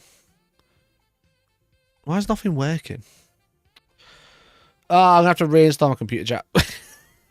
I'm trying to open a picture and it's just like freezing. Yeah, so it's like a thing that goes around your neck. So it's rather than like a full body brace, it's like a thing that goes around your neck and holds your phone. How cool's that? So I was thinking, it did arrive. I was going to ask Marcus if I could stream my games, but I need another phone, and it didn't arrive in time. Which is obviously kind of annoying. So maybe my next event I play, probably next year now, I'll be able to stream all my games really convincingly. Alasa's one of those for filming herself knitting crochet. It's excellent. Yeah, it's really good. It was really convenient, and it like didn't feel heavy, and it didn't feel like really like awkward like the other one. Like this felt really awkward. You know what I mean? You can see it looks awkward because it's on your chest, but that's on your neck. So all the weight's on your neck, and like you don't really think about it. And then that was when I just put it on, but I angled it down. It was like perfect. It was so good. So I'm going to try streaming with one of these. So yeah. So there's your update. I'm going to get one of those. I've got one of those. I think Explorer's crashed. Charlie, restart Explorer. I can't do anything. God's sake. Explorer's crashed, bro. Chat, I reinstalled my computer the other day. Why is Explorer crashed? There we go. You need a phone case of a little dangly grey knight in the baby carrier. Yeah, like a little printout. That'd be so funny. I'm running Winelander doubles in February. You're welcome to come. Oh, yeah, man. I'd love to. I'd love to. There you go. Winelander in February. Is it one day, I think? The same place at Home Fair. I'll try and come along, definitely. So yeah, so that's that was that weekend. Very good fun, great time.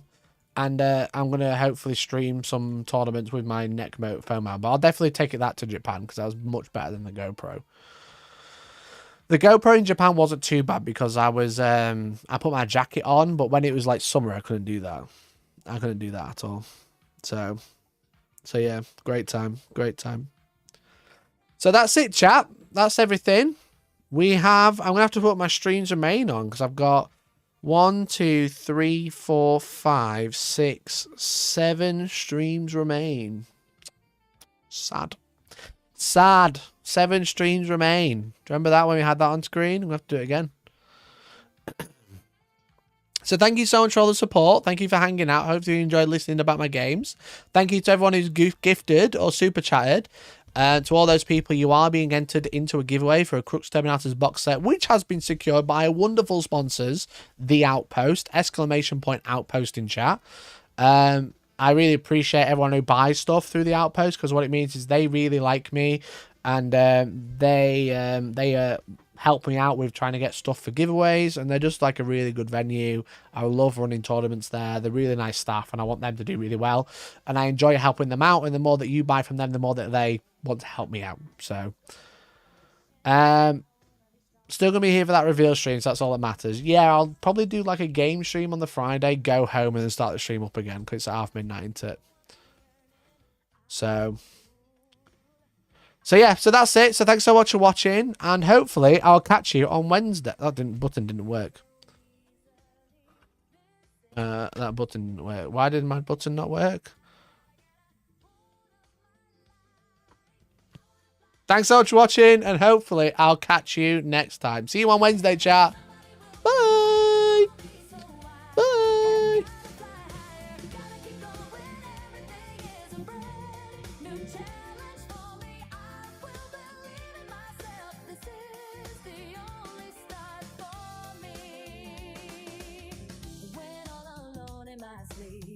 I just go about dreaming. I see myself there.